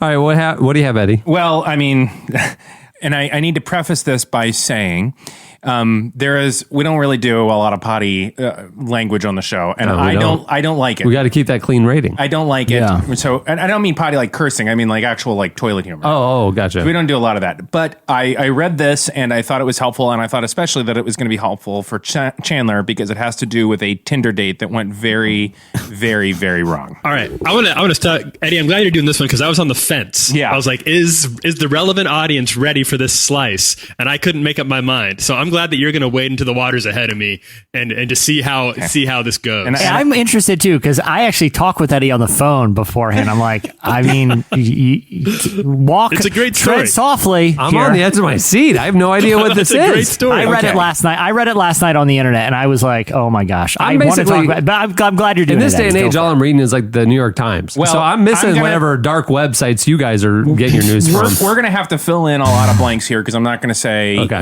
bathroom words. Okay. So in what could certainly be counted as the worst Tinder date in all of human history, 2 people in Britain, which, I mean, right? Are we cleaning that Already one off up? on the wrong foot. Exactly. Hello. We're on their first date when the woman went to use the dates. The loo. The loo. Now, Thank of course, what would be... Thanks for keeping it clean, Cameron. I'm not like these vulgarians that would have said bathroom. Right. And again, what would, if you would imagine, if you're going over to someone's house for the first time, what would be the worst case scenario if you went to use their bathroom? Certain emergency-ish type things. And let's say the toilet doesn't flush. Oh, wow. Okay. Okay. Yeah. Okay. That's as far as we're going to get into that. Okay. So that's what happens to her. Non-working plumbing. And she is mortified. Yeah. Now, this happens to everyone, but I can understand first date, like she's just feeling really embarrassed. I need to be very careful about this. So this is when she decided, I'm going to need everybody's help to kind of tread this. This is when she decides to make certainly the worst decision maybe that has ever been made in the history of the world. Wow. That instead of just going out and kind of owning up, she decides to try to fix it by retrieving items from the toilet and tossing it out the window. Yeah. Okay. Then she walks out. Oh man. She It's walks like out. so much. We're so not even at the worst part of the story. So we're not even at the, but we've gotten through the grossest part. So now we're just into the awkward part, which is more in our zone. So I feel like we're going to make it. Okay. She then, You got us. We're out of the woods. Okay, continue. So then she walks out and tells the Tinder date what happened, which is vexing to me. Why? You Would you do you that? just went through all that. It's a perfect crime. It was done. It's a perfect crime. There's a reason. There's a reason why she had to explain herself. Why? So she was thwarted by a design quirk, as it were, in which the bathroom window was made up of 2 non-opening windows, and the things that she tried and thought she was throwing out a window was not thrown out the window, but had basically just thrown it into his home, into this window. Wait, so it's like a deep window or something? Like, how could she not know that it There's was like a space in splatting? between two of them? Yes. Two window panes with a space in between them. So like a thick wall Very or difficult a to- 2 foot distance. It's Very dark difficult to outside. clean It's out. nighttime. Right. So she's throwing it into the crevice, essentially. Yeah. So, Wow. Still, I wouldn't have told. Still, I would have been like, I don't know how that no, got there. you not only obviously He what would happened here never was a think- home invasion. Literally, he would never think that it was his date who did that. Who would do I that? would have thought someone broke into my house and did something really weird. No. Like some real sicko's been here. You know what I would have done? I would have walked out after being finished and just said, "Hey, there's a really weird smell in there," Right. and just like act like you discovered it. Right. you leave, the only move in that situation is Walk right out the front door. walk right out the front door, delete your Tinder profile. This never happened. Yeah. Like you would never existed. You go straight off the grid, move to a different country. No Well, one could certainly ever it find wouldn't you. have made like her internet famous. You know what I mean? Like the guy may have been telling his buddies, but it's not going to escalate to the place that it did with this particular story. So here's what she did. She then, the two of them are trying to figure out what to do because she has essentially done exactly what we understand she's done. So she climbs head first to try to clean it and then gets stuck. No. So now she Upside is down stuck between two windows. Upside down. Upside down. So she goes, it ends up breaking the window, and then in a very millennial move, she starts a GoFundMe page to raise money to fix Well, the window. not only that, they had to call the fire department to Yes, The save fire her. department had to come let her out. Right. She has since raised $2,500, which I think is like £4 or something like that in Britain money. But she has raised money, and it is by far the worst Tinder date ever. And I really do apologize because I think in the history of ever being on this show, I've never shared such a graphics life. But this was That's just mind-boggling. Like if you were to if you were to issue a fiction short story challenge to come up with the worst Tinder date, Right. you couldn't have come up with that. right. Yeah. I mean, Well, just here's my other issue. It's like, look, at least be a gentleman about this thing, dude, because he took a picture of her stuck upside down between the two windows and posted it on Reddit. no. At that point, that's his duty. Hello. Oh man. I feel like at least have you can retell the story, but the poor woman, her moment of shame is just face. like the worst, most embarrassing moment of her life is that we posted it on Reddit. I'm assuming it has her approval because she's the one promoting the GoFundMe page. Maybe she has a good sense of humor about this, but it seems like he escalated this to a place he didn't need to go. But it is a remarkable story. I don't even know where to go from there. At what point did she make the wrong move? Like, we know there's obviously a lot of wrong moves here, but what was the first move that took her down a dark The path? retrieval, the thought to retrieve. Yeah, for sure. Yeah. Figure out how to flush the toilet. Like, Just like, hey, your it was- plumbing's broken. It's really embarrassing. I can't believe this happened, but I'm really sorry. Your toilet broke. right. Yeah. I was using your toilet. That was That's what you do with the toilets. fundamental. Everything after that was just, Yeah. a series of mistakes on top of mistakes. But anyhow, You know what? This is a lesson about like lying. Like one little lie doesn't seem like it's a big deal, but then you got to tell a lie to cover the lie. Bingo. And you got to tell another lie to cover that lie. Before and you now it's know a it. wicked web of deceit that we've woven. Right. Yeah, and your sins will find you out. And one day you'll be the girl stuck upside down between two panes of glass with the whole world laughing at you. Just remember that next time you want to do a little deceitful thing, people. This is the outcome right here. Jess, I just want to say I wasn't planning on doing that slice, but you said I should, Jesse, and I think it was a really wise move. So Well, done, we buddy. got it was an object lesson. We got a nice moral lesson out of it. We had a full house moral of the story moment at the end. Yeah. So I really hears did this. something today, you didn't did. You've helped the world. You're welcome. Yeah. If that was your Just last what the world slice ever, needed. because the hurricane's going to wipe us all out. Bummer. Yeah. All right, what do you have, Tyler? Well, it's nothing as dramatic as Eddie's.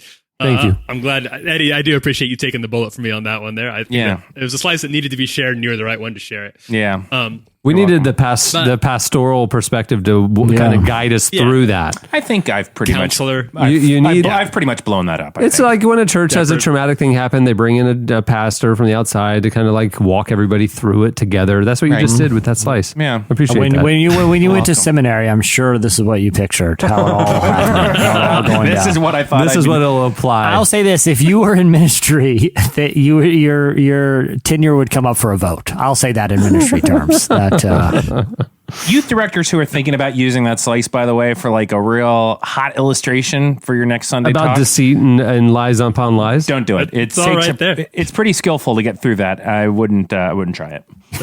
Tyler, I'm sorry to interrupt. You've got something real hard hitting, right?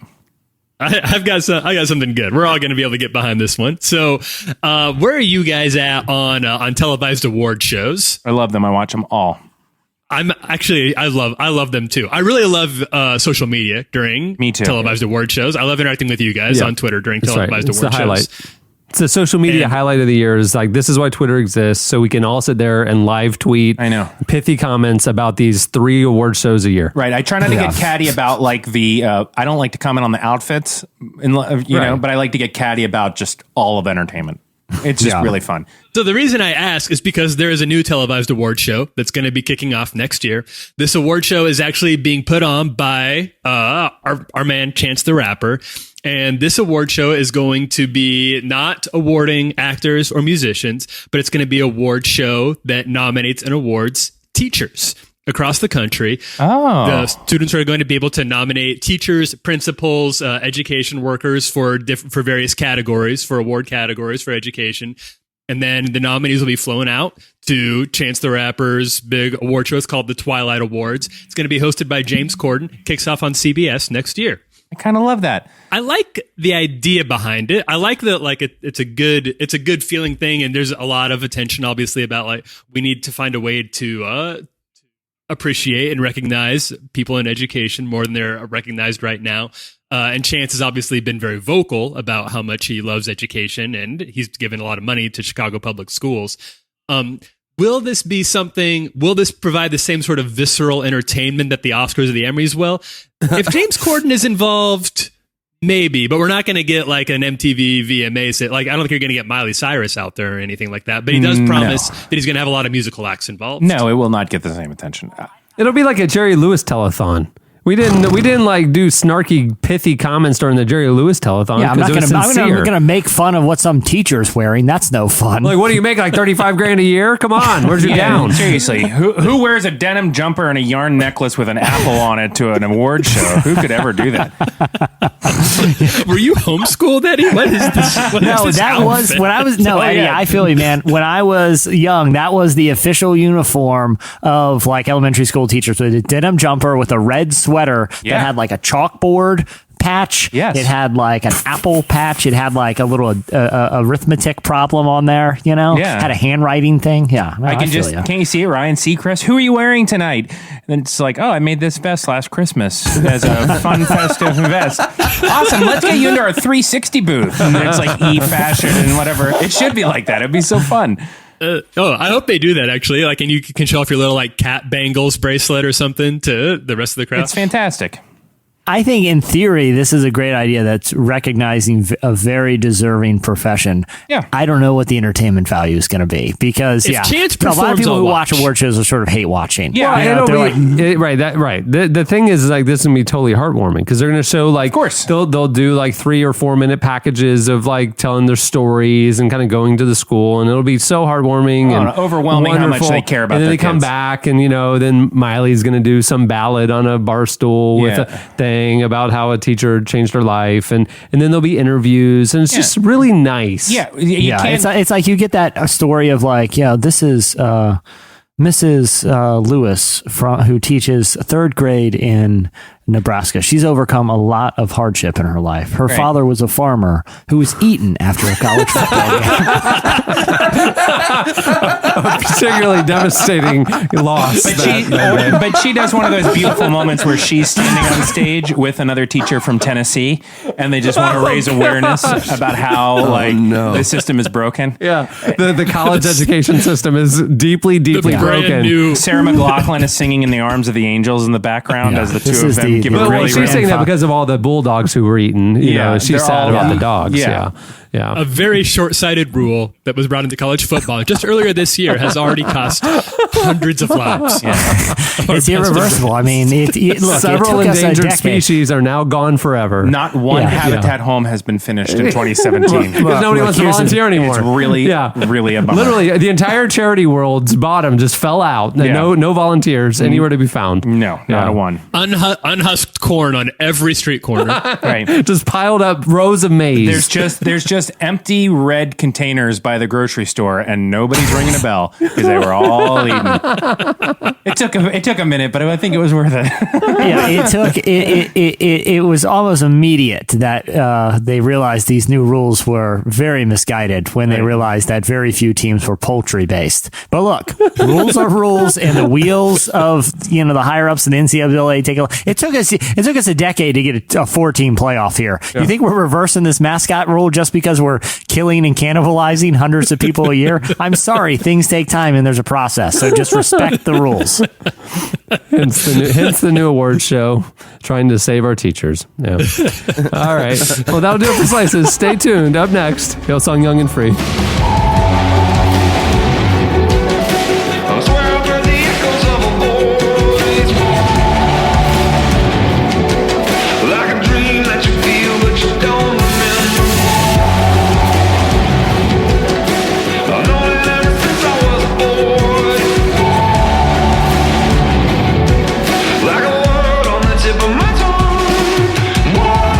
Listening to John Mark McMillan.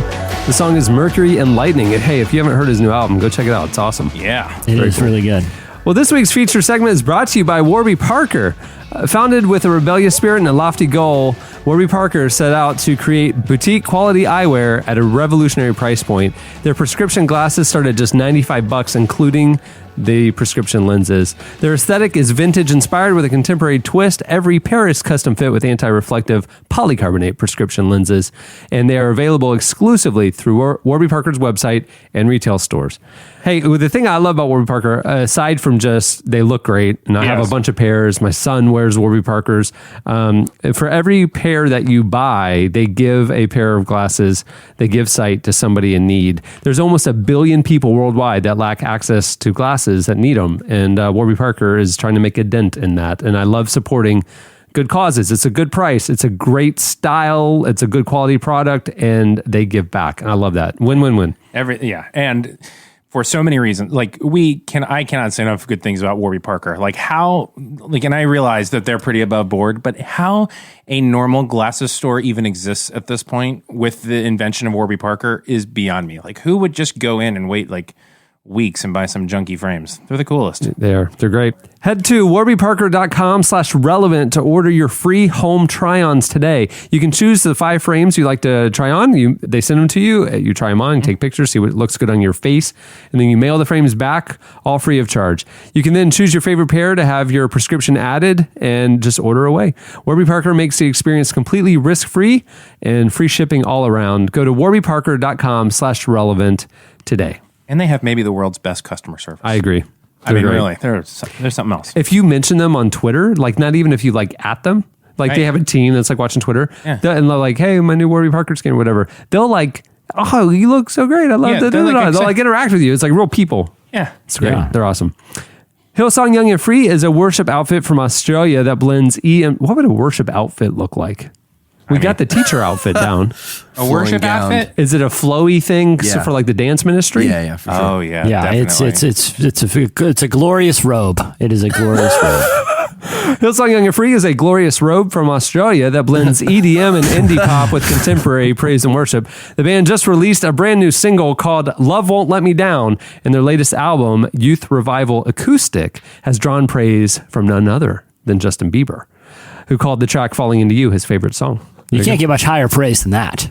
I mean, for a pop song. Well, you can give know? higher praise, like to God. Yeah, but you can't really Jesse. get higher praise than Justin Bieber saying it's your favorite song. Farewell, Justin Exactly. Carey. What a weird thing to say.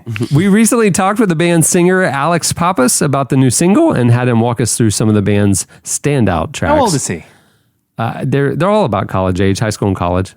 I always think of them as children, but they're not. No. Like, He's but like, no. The first time I saw them, their album hadn't come out yet. They had just released like an EP. Right. And Hillsong United was playing down in Miami, and I was hanging Yeah. out with the guys, and I showed up late to the show, so I didn't see the opener. Apparently, Hillsong Young and Free was the opener, right? So I'm just there for United and seeing Which their who show. else is going to open for him? Yeah, I didn't know them at that point. This I was understand. years ago, Yeah. several years ago, and they were just starting out, and they were younger then. And at the very end of the Hillsong United Okay. set, like there's a finale song, Yeah. and these kids come running out on stage. I literally thought kids from the crowd broke onto the stage. Right, like they're all And I singing- was they're all singing, like, why Heal is- the World or why is something? security not doing anything about this? Right. Like, because there's like 20 of them. Right. Did you almost take the law into your own hands? I was giving eyes to some of my friends, and I was like, you want me to do something? Yeah. Like, give me the look. Are you panicked? You're like, I am a magazine Apparently, publisher. that was Hillsong Young and Free. Yeah. And now Okay. I'm a fan, and they are not as young as they were. So 5 they were years ago. younger when Yeah. they first, because They I were remember. like a high school ministry back then. Okay, Yeah. good. Because I used to perpetually see them as that, but apparently No, they've grown up. they respect the laws of time and Well, haven't just like gotten older. Hillsong United used to be the college band, and now they're all mid 30s, upper 30s. Yeah. They're just going to keep doing this, aren't they? Just rolling new Hillsong bands onto us. Yeah, and now someday all the Hillsong guys are just going to start going to different Cracker Barrels. Dang, I was just saying, like right now, it allows Darlene Chuck to go hit all the Cracker Barrels. That's what I was going to I say. have never fought so hard to remember a word in my life because I forgot the word Cracker Barrel. I'm like, come on, man, come on. If it seems like Darlene Check has, hit the fountain of youth, you are correct. And the fountain of youth is a vat of gravy from Cracker Barrel. It makes you indestructible. The other thing, too, is, Cameron, I wish you would have executed a couple of citizens' arrests on the members of Hillsong Young and Free when they ran on stage. Well, as would've you been a know, responsible thing as to you do. know, I have a strong sense of justice and right and wrong. And when I Exactly. see some scofflaws breaking the security barrier and jumping up on stage during the finale, I'm going to do something about it. I don't care if you're the opener. I don't care if you were supposed to be there. The rules are rules. That's why I advocate that these poor Nebraska farmers get eaten every week, because a rule is meant to be there. You can't make exceptions here. Next thing you know, the real kids running on the stage. Society breaks down if we don't eat that farmer, is what I'm saying. I don't care if you're working in a homeless shelter every week and you're trying to pass out food. We lose, you get eaten. It's called volunteer. Probably the best intro they've ever had. Here is Hillsong Young and Free. Yeah, I know that your love is all around. I believe in you, holding on to you, holding on, and I know you will never fail. I will run of you, you never change. Your love won't let me down. Love won't let me down. So tell me about the brand new single, Love Won't Let Me Down. Yeah, for sure. Well, so I wrote this song with a good friend of mine who's also a fantastic producer. His name's Michael Fatkin, and we meet up, we always we'll kind of start the day doing two things. One, we'll just talk about God. We'll talk about what we've been reading, what's been popping out to us, just what God's been speaking to us about lately, and then we'll also spend a bit of time just listening to new music and try and find something that inspires us. We wrote the song in early January, and for me, it was after a little bit of a personal valley, you could say, going through a bit of personal life crisis, and we met up to write that day, and funny thing is I actually really just wanted to write the sad worship song, the one about hope and faith and blah blah blah. In hindsight, it was just very clever of God. As we were talking about God and things like that, I just went. It's I'm so let down by so many things at the moment, and it was funny that as we kept chatting, it was we need to write the song that for me right now is going to put some truth into my mouth that I could sing and sing to God and keep singing until I believe it. And, you know, in the music video, we tried jokingly showing that all the things that do let us down and don't work out the way we want to, whether it be relationships or jobs or any like various things. The truth that we maybe wanted people to get was that, you know, God is good. I wanted to ask you about another song that it has been getting a lot of attention lately. The acoustic version of "Falling Into You." I feel like I hear this song all the time, and I even saw on Instagram like Justin Bieber said it's his favorite song. Like it's one of these that really seems to strike a chord. I mean, I wish I could say that there's just like a simple methodology and the way that stuff just works, but I don't know, man. I think that's what's cool about worship music is there's just something special about like actually stripping it back and turning it into something beautiful. And yeah, I don't know. There's something about that day, honestly. A lot of the recordings on the acoustic project, we actually sort of just sat down in that room that you can see on the live DVD of all that stuff. Yeah. A lot of it just sort of like happened, and we just kind of got in the room and were worshiping like with a few cameras rolling, which was funny because there was shards of mirror all over the floor, and it was literally just like a corner in the back of the studio that we used. But I don't know, man, there was something really cool about those few days that we pulled that project together, that it was, yeah, I mean, with nobody really watching, we just did something different. And there's something really special about that whole project that we just love so much. I'm falling into you, 'cause no one's gonna love me like you. Alright, I've got nothing to lose, so I can't stop, won't stop falling into you.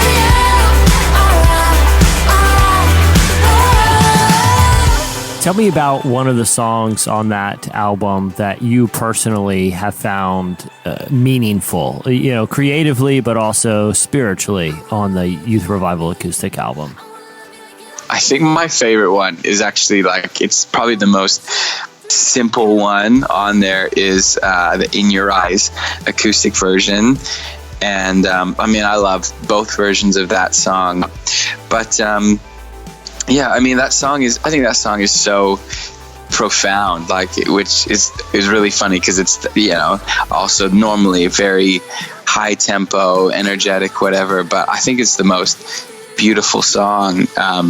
It just talks about, the world that we live in. There's so many things that try to steal our attention, and everything from social media to no matter where you go, there's bulletins and flashing lights and all this stuff that tries to wrap you up. And it's so easy for everybody, for me, for anyone, to get so distracted by it all and lose sight of what's really important.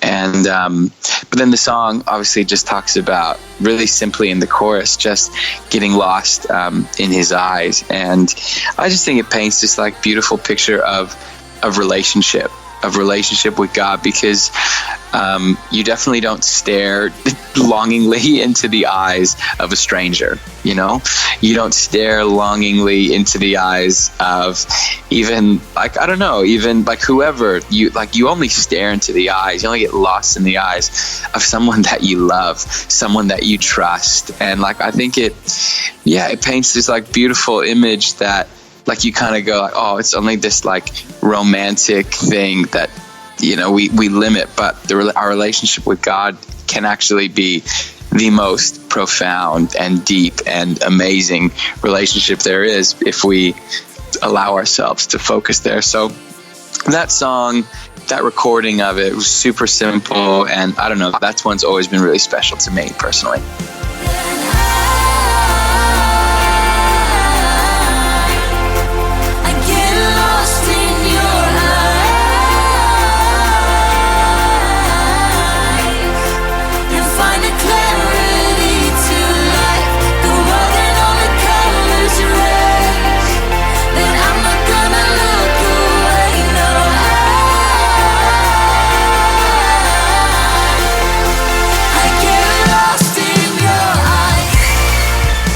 That was Hillsong Young and Free. Check out their new album. It's great. Pretty young and free. Like fairly young. Aren't there only like a couple dozen of these tigers left in the world? I really don't want to kill and eat this thing. Well, you got to do Rules are rules, man. Yeah, you're the one that named it the albino Bengal tiger. You only knew you could lose 2 games ever.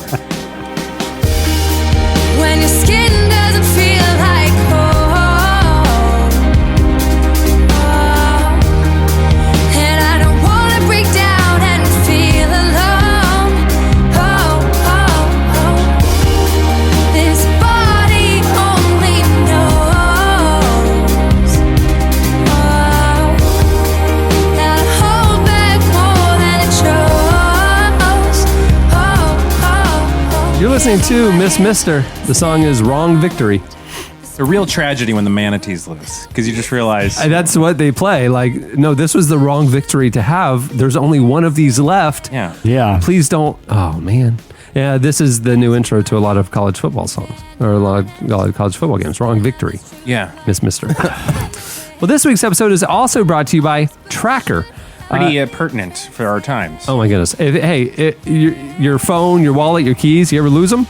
You know they're plotting against you. They're hiding somewhere. Right. They're trying to make you late.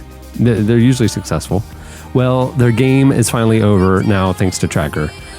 Tracker began 8 years ago when they released their first tracking device, and it changed everything. And now they've done it again with the all-new Tracker Pixel.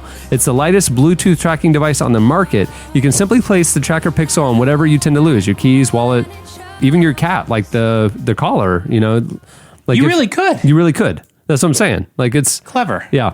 Then when you misplace that item that has the Tracker Pixel attached to it, you can use your smartphone, and a 90 decibel alert will help you find it in seconds.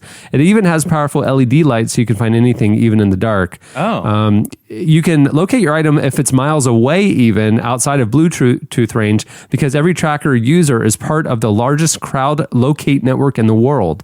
So you can look on a map and say, like, my Tracker is at that restaurant 10 miles away because somebody in the vicinity who's also a Tracker user helped tag it. So it's awesome. I use it. Yeah. It's in my wallet right now. It's on my keys. I probably literally use it 5 times a week. Yeah. Does Jesse mind that you put one underneath his skin so that you could get him on the show every once in a while? I put it on his collar. Yeah. So when he's here, because he tends to wander when we go to theme parks and stuff. Yeah, And I've been lost and terrified at numerous theme parks, so it's a real lifesaver for me. Yeah. Right now, they're offering Relevant Podcast listeners a special offer. You can go to the Tracker, that's TRACKR.com, enter promo code RELEVANT to get 20% off any order, not just your first order, but any order, 20% off. That's thetracker.com. Use promo code RELEVANT, 20% off. Neat. Chris Heuertz is an anti-human trafficking activist and the author of the new book, The Sacred Enneagram, Finding Your Unique Path to Spiritual Growth. Chris spent years being mentored by Mother Teresa and studied the Enneagram under Father Richard Rohr. You might have heard of those two. Yeah, there's very few resumes and name drops that work better than that. Yeah. I'm like, all right, well, I'll read your book. I'll give you a shot. Yeah, exactly. How could you possibly one up that? Yeah. Yeah, it's almost like he could win any argument at any dinner party. Oh, yeah? You really thought? Where'd you learn that? You know what Mother Teresa once told me either about of that? those While I was fine. serving by her side in Calcutta for 3 years. Let me refresh your memory on what she taught me. Yeah, it's You know, like, Father Richard Rohr would disagree with you. He told me personally that it's like, all right, man, I was already going to read your book, but now, okay, you got me. the book is a deep dive into the history of the Enneagram and explains why it's far more than a personality test. It's a tool to understanding your true identity in God and how you can know Him more. We recently spoke with Chris about the book. Him being God. Not I Chris. just wanted to make sure, yeah.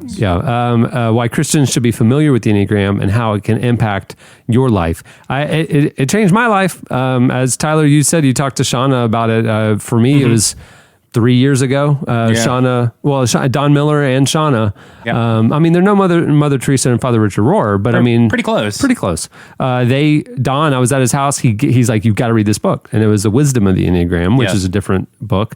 And then Shauna, who also it really impacted her.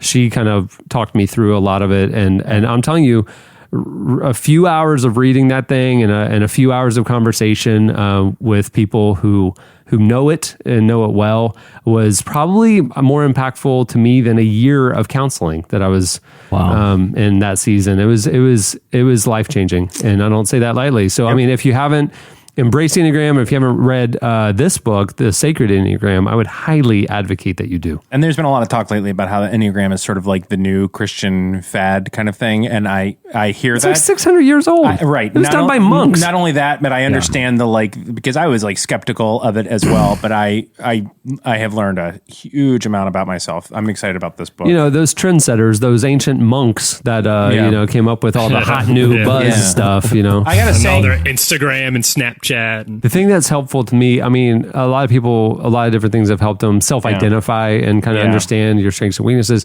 The thing that was impactful to me more than any was that especially having gone through like a divorce where you feel like you're broken or you can't be loved or whatever, to go through this where it's like God made me a certain way. Now, the Enneagram helps you identify how healthy you are within that thing that God made you. Right. There's levels of health. And I was able to identify areas where I was unhealthy, but it helped me at my core not feel bad for who God made me, but it made me want to become the healthiest version of who God made me. And that is different than saying, well, I'm a flawed person, I'm broken, I can't this, that, whatever. No, God made you a certain way for a reason. And the Enneagram is transformative if you really embrace it. Yeah. That's why I can't wait to read this book. Yeah, absolutely. I'm excited about it. Here is Chris Heuertz.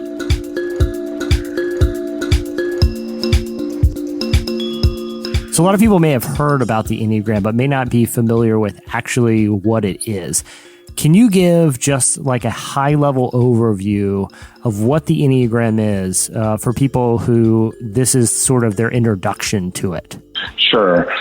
So I understand the Enneagram personality, which is the form and the application of what we're doing with the Enneagram now, as a way of sort of decoding or deciphering or even sort of displaying our ego's set of coping addictions that we've wrapped up around a childhood wound. And we do this so that we don't have to face the pain and tell ourselves the truth about who we really are.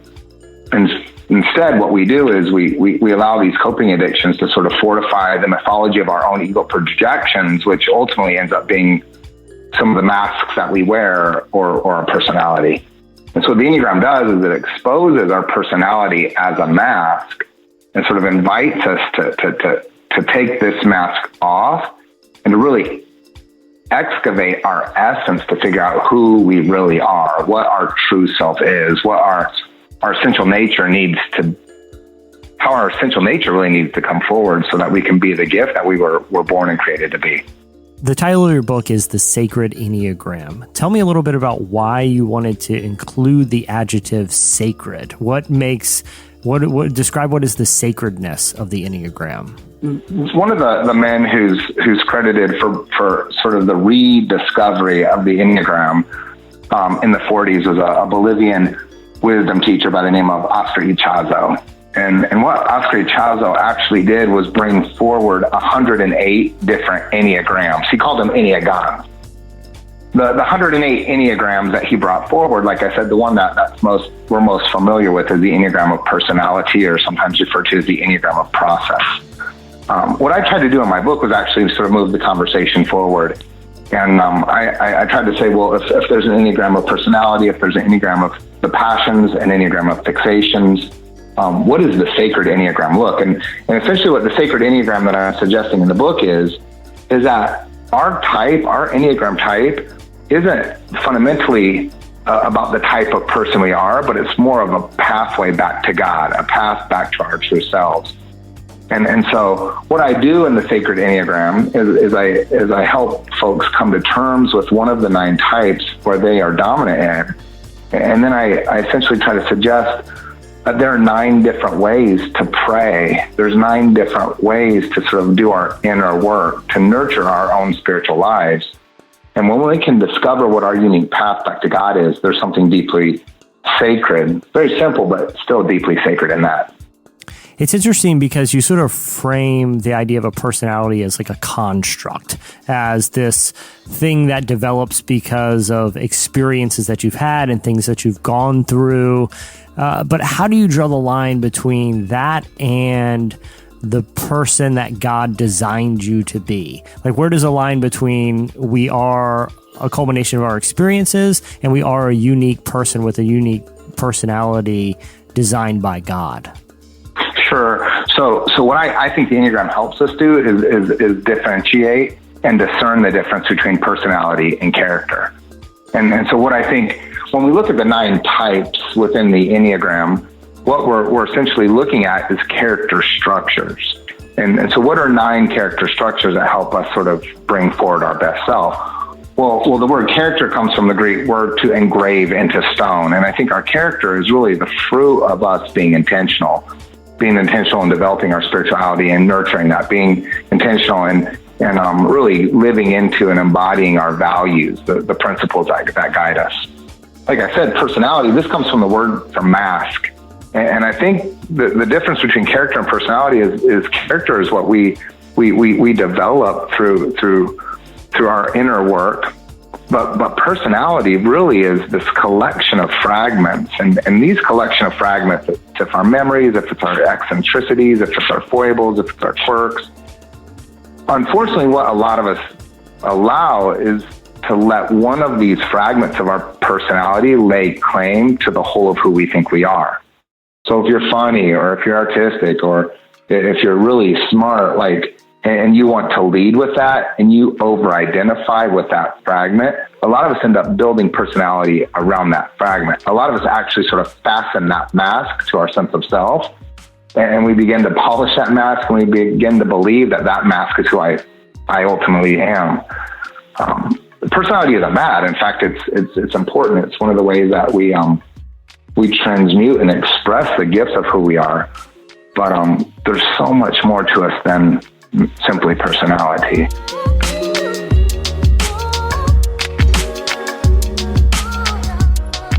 For people who are Christians and believe that part of their purpose is to grow closer to knowing God and developing a deeper relationship with Him, why do you think the Enneagram is something that is important to discover and put into practice in their lives? You know, for folks who grow up in historic Christian faith traditions, there's a series of ways that we have been offered to help us on our faith journeys, right?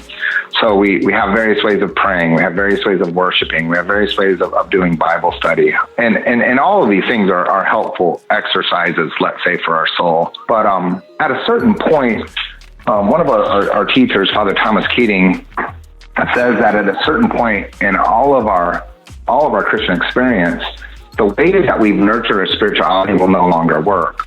And when that happens, that hits really hard for people. You know, they think this is sort of the introduction to a dark night of the soul. And for others, they hit this wall and they just sort of putter out. And that's it. This is as far as I think I'm going to be able to go. Well, my sense is when we hit those walls, when the old ways no longer energize us, excite us, work, we're actually at a crossroads. And I think it's actually a really exciting time in all of our lives, because I think what it is it's an invitation to go deeper. And not go deeper in new ways of praying, but actually return to old historic practices that are rooted in our historic Christian contemplative tradition. And my sense here in the Sacred Enneagram is that as we come to terms with what our type is, that actually gives us a key, that actually gives us a clue of what it looks like to nurture a deep Christian contemplative spirituality. And so in the book, I suggest that if you're in your heart, if your intelligence center, right, your intelligence center in the Enneagram is the 3 ways that we perceive reality. It's either through our body or our instincts, it's either through our heart or our emotions, or it's either through our head or our thoughts. And when you can come to terms with what your dominant intelligence center is, the first gift, the obvious gift of that is that you are now more capable of trusting your God-given innate tools for discernment. So if you're in your heart, if you're 2, 3, or 4, if you're in your head, you're 5, 6, or 7, or if you're in your body, the 8s, the 9s, and the 1s, you're also sort of given this key to know what to bring into your own prayer life. And in the book, I suggest that if you're in your heart, you bring this prayer posture of solitude. If you're in your head, you bring the prayer posture of silence. And if you're in your body, you bring the prayer posture of stillness. And we know that solitude, silence, and stillness are really the ways that we frame our contemplative prayer practices. Now, we clearly need all of these, but my sense is one is more healing, one is more liberating, one is more sort of attuned to the affinities of what our type actually really needs to begin to tell ourselves the truth. And so solitude, right? It's a time in the world where nobody ever wants to be alone, where a lot of people actually aren't alone. I mean, yeah, I go to the market and I'm on my phone texting and social mediaing with folks constantly. And I know a lot of young people have quite a few roommates, and a lot of young people who still live in intentional communities. But I know a lot of people who are still profoundly lonely.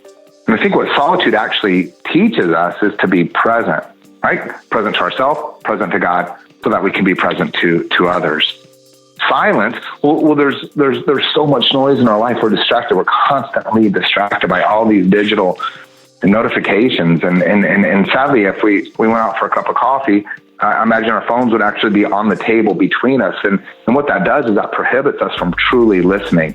But silence teaches us to listen to ourselves, to God, to one another. And then stillness, it's like, on one hand, this is great for a world that has pronounced needs with incredibly painful human suffering.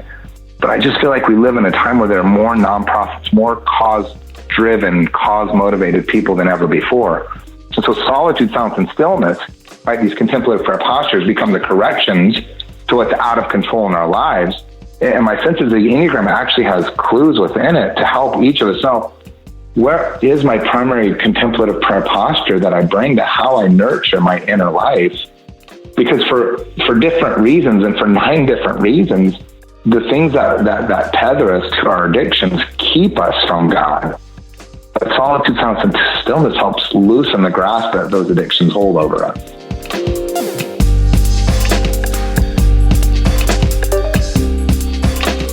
That was Chris Heuertz. Go check out his book, Sacred Enneagram. Yeah.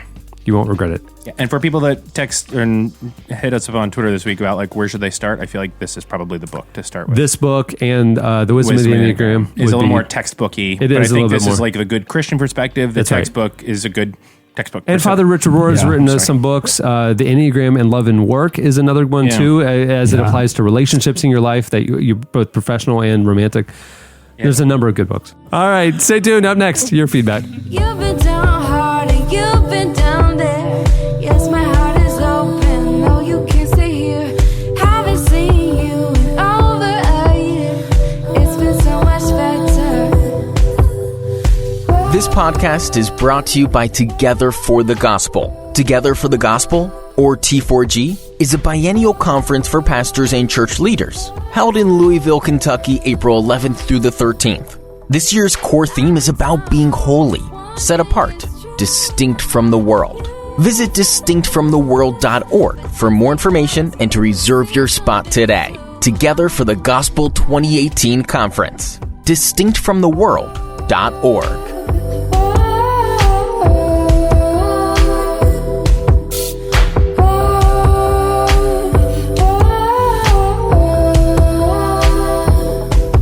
You're listening to Abby Diamond. The song is Yes, My Heart is Open. No, You Can't Come In. Story of my life. Pretty on the nose, that title. Yeah. How much metaphor in that? Literally. Spoiler alert for the song. Yeah.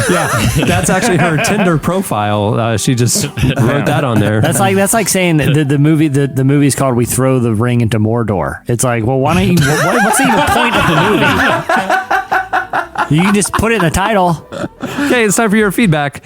So last week, last week we got talking about getting fired and weird reasons for getting fired. Yeah. And the question of the week was, what's the weirdest thing you've ever done to get yourself fired? What's a weirdest reason you've ever gotten fired? You guys went over to the podcast episode page at relevantmagazine.com. You posted some stories there. You also hit us up on Twitter at Relevant Podcast. Here are a few of our favorites. I think we have a very well-behaved and professional audience because we got a lot of feedback, particularly about people wanting to rip their pants off and rage about things. But not a lot of people had firing stories. We had a couple, but I'm chalking it up to, I have certain assumptions. When I walk into a Cracker Barrel, I kind of typecast the people that are there. Absolutely. When I walk into a Big Lots, when I walk into certain churches. Yes. I have certain general perceptions of our audience as well. I thought we would have been flooded with firing stories. You're right. We weren't. That's crazy. I mean, these are we have an astute professional audience, though that doesn't apply to everyone. Chad was a lifeguard and with two of his buddies, and so his boss there started asking him to do things they didn't want to do. They felt like it was outside of what a lifeguard. And you're talking to a former lifeguard here. I was a lifeguard too, but so I can feel Chad's pain. But he said, his boss would tell him to move personal items from his car to his office, or being this is where it crossed the line, being asked to lather sunscreen on his back. What? So his boss was asking him and his two buddies to do these things that they did not want to do. That's not that. There's no HR. It's a red flag. There's no Chad. HR department at that company. Yeah, it's a red flag. Anytime, bodily contact becomes a job requirement, if you're not a masseuse, then that's a red flag, my friend. True. But anyway, so him and his lifeguard buddies decided that their best course of action was to start a lifeguards union. I love them. They unionized, even though there's only three of them. Yeah, because you can't replace 3 lifeguards. Yeah. It's Well, they're too flawless strong. plan there. Yeah. Their legal team is just overwhelming. Yeah. Had a really Newsies moment there, Chad. Yeah. Marching You're right really up to sticking it speak to the truth to man. power. Chandler, could you come rub some aloe on my elbows? And when I say can you, I'm demanding you do that. As someone who is no way Your really job's- employed your job's and not your online boss, I demand you If put you- lotion yeah. on my arms. Anyway, he was told by his boss that unions were illegal. I don't know anything about the state laws of Pennsylvania where this happened. And so they decided that they were going to start a union and ran it as a secret union with code names and all. Eventually, the boss just got tired of the antics and asked them never to return. Chad, you are a friend of the worker. You've shown the power of the union, and unfortunately, you lost in the face of capitalist tyranny. But at least you don't have to rub sunscreen on that dude's back anymore. Google, are unions legal in Pennsylvania? Here you go. What you need to know. The right of workers in private employment to form unions and bargain collectively with their employers is guaranteed by the National Labor Relations Act and related federal laws. It's preemptive. My man Chad was crushed under the preemptive, system. meaning that it supersedes state law in areas that it covers. So there you go. Chad, make lifeguarding great again. Congratulations. Make lifeguarding. Yeah, go back, call Chad. those two buddies and reunionize. Really stick it to that creep ball that you're working for. That lying creep ball. Chandler, just a little bit higher. I want you to get the tension points. Chandler, listen, I've been walking around all day, and these bunions are killing me. What are bunions? Chandler, bring your file. I'll give Chandler an up close look, and he can explain the whole thing. He's about to get very acquainted. His job is on the line. Valerie said she got fired for eating bread, and I got to say, should have probably gotten fired. She works at the University of Oregon, and it's a protected food item there because you got to keep it for the ducks. Yes, someone tweeted to me just a moment ago and said I got fired because I was a toll booth worker who was paying. So listen to the show 2 years ago, and then know that he should have been fired. That's funny. All right, I would say normally I'd say there's lots more feedback where that came from. Congratulations. There's not. Good Congratulations job. on your gainful employment, everybody. We all assumed everyone had been fired many times, but I guess you're good people. I got fired for wanting to start Relevant, having the audacity of having a dream. I was working at a media company, and they said my dream was a conflict of interest, so I got fired. Well, did you go out in a blaze of glory? Must have been a weird conversation with you and your dad. They went out of business a few years later, and 17 years later, we're here. Boom. Were you tempted, Cameron? Were you tempted at all on your last day to do something? And like I said, just to go out in a blaze of glory and really stick it to the man there. No, dude. I walked in 9 a.m. They walked me into the owner's office, fired me, walked me to my office to get a few things and walked me out the door. I was out the door by 9:25. I didn't have the chance to do anything. Did you at least have your fist in the air when you were walking out? No, I didn't do anything. I felt terrible. Did you do some donuts in the parking lot? I was a 24-year-old kid. I mean, I felt terrible. I didn't know. Did they find like a mission statement on your computer or something like that? No. How did they know what your dream was? A friend in Nashville that is that you talk to your friends about your hopes, dreams, and one day you thought it was safe, and just word got back to somebody who worked at the office that I was planning to start something. I wasn't planning to. I didn't have any money. I was making $24,000 a year. Yeah, I didn't. Yeah. It was crazy. It was either that or a little mishap in the office bathroom that happened to have an oddly double-paned window that you got stuck upside down one day. They frowned upon that. It didn't help your cause that you printed the first two magazines on their printer. And just stapled them together after hours. Hey, we saw your login code for the printer. You just printed 300,000 copies. Is there something going on? No. Hey, listen, I'm not trying to be a stickler here, but I think we're running low on red ink here. I don't know if we can refill because I got about 65,000 more copies of something I need to make. So if we can get that replaced, anyhow, really help me out of a jam here. What kind of operation we running? All right, that'll do it for last week's feedback. It's time for this week's editorial question of the week. Did we make it? Is Florida still attached to the U.S.? That's the question of the week. It's more binary. We don't know. Did we float off to pins sea? And needles. Yeah, who knows? Let us know. Tweet us. Hopefully, we'll have cell reception wherever the state ends up. It's really more feedback from us to them. Just a simple yes or no somewhere around Monday morning. Hey, for this week's question of the week, we want to know your worst date story. Of course. Now, we don't want your grossest. Eddie's. We won't read it next week. I have already. No more potty humor. Yeah. But worst date story. Yeah, the FCC has already flagged us. First date story? Because this was a first date. I think maybe any date. But what do you think? First date? Yeah, primarily the first dates. We're assuming the audience has had a lot of first dates. Not like, this person. No, it could be any date. I want a variety of dates. I want a blind date. I want a first date. I don't want the one where it's like that we've been dating for a year. We got dressed up. I thought he was going to propose, and then he dumped me. That was the worst date we ever went on. I don't want that. I mean, I wouldn't mind a couple of those peppered in. Okay. Okay. All right. There you go. I just want to add a little drama to the mix. That's all. I mean, it's always jokes. It's always farmers getting cannibalized after football. Let's tell some human stories. Let's tell a little heartbreak. Okay.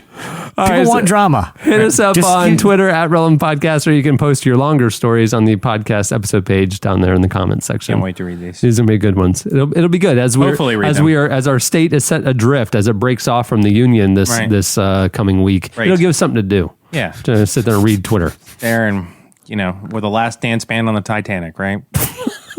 That's what we do. There you go. Many thanks to our show's sponsors for making this episode possible. Remember, you can go over to HelloFresh.com and enter offer code RELEVANT30 to get $30 off your first week of deliveries when you subscribe.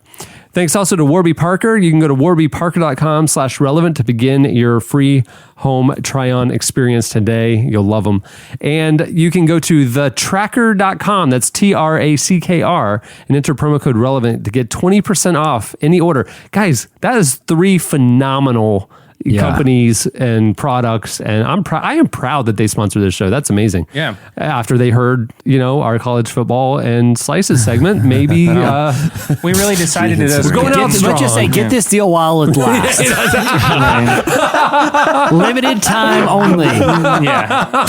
That promo code will end about an hour after this is released on Friday. So Friday night around 11 p.m. So I would get all you can. Yeah. Hey, thanks also to our guests for joining us. Hillsong Young and Free. You can follow them on Twitter at Young and Free.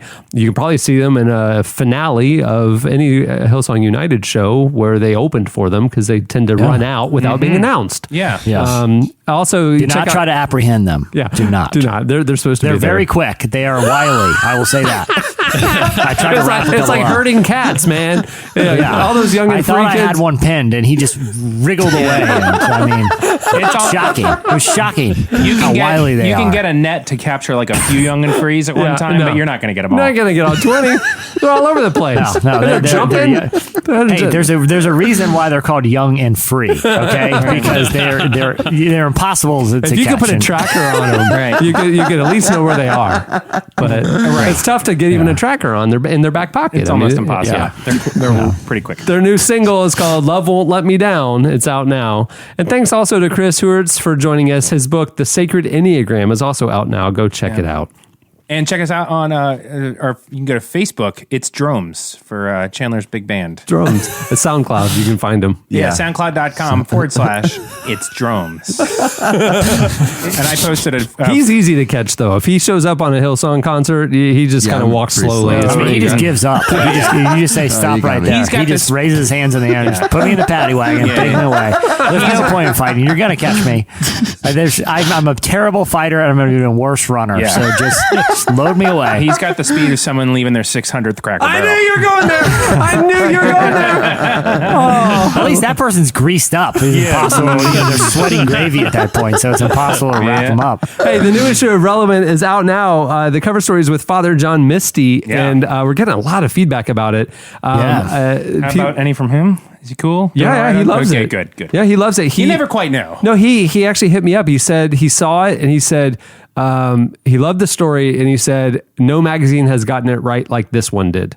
Oh, that's great. I hadn't heard that yet. That's awesome. You check out the new issue. You can go to relevantmagazine.com. You can view the whole thing there. And actually, Barnes & Noble brought in the magazine chain-wide. We're in all 690 Barnes & Nobles front and center in the magazine section. Neat. Every store went deep with this issue. So go check it out, and actually support there keeps the magazine growing in newsstands. There are still newsstands. So if you want to see the physical copy, go to Barnes & Noble and other newsstands as well. Cool. And you can subscribe right now. There's a pretty good deal going on. Go check it out at relevantmagazine.com.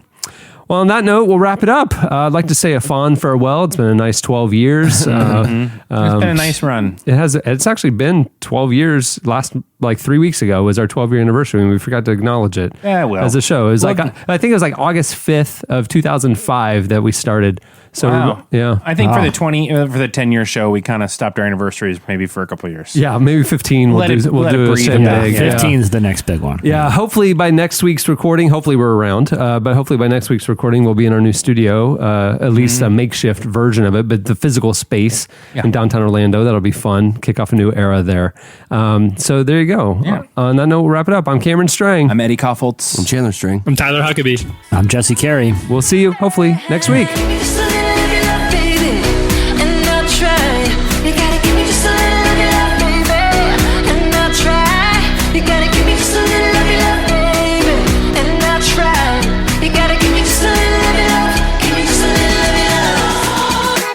Thank you for listening to the Relevant Podcast.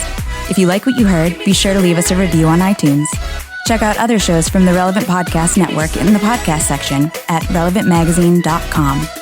And while you're there, browse exclusive podcast merchandise at our online store. Make sure to subscribe to Relevant Magazine. Info is available at relevantmagazine.com/subscribe.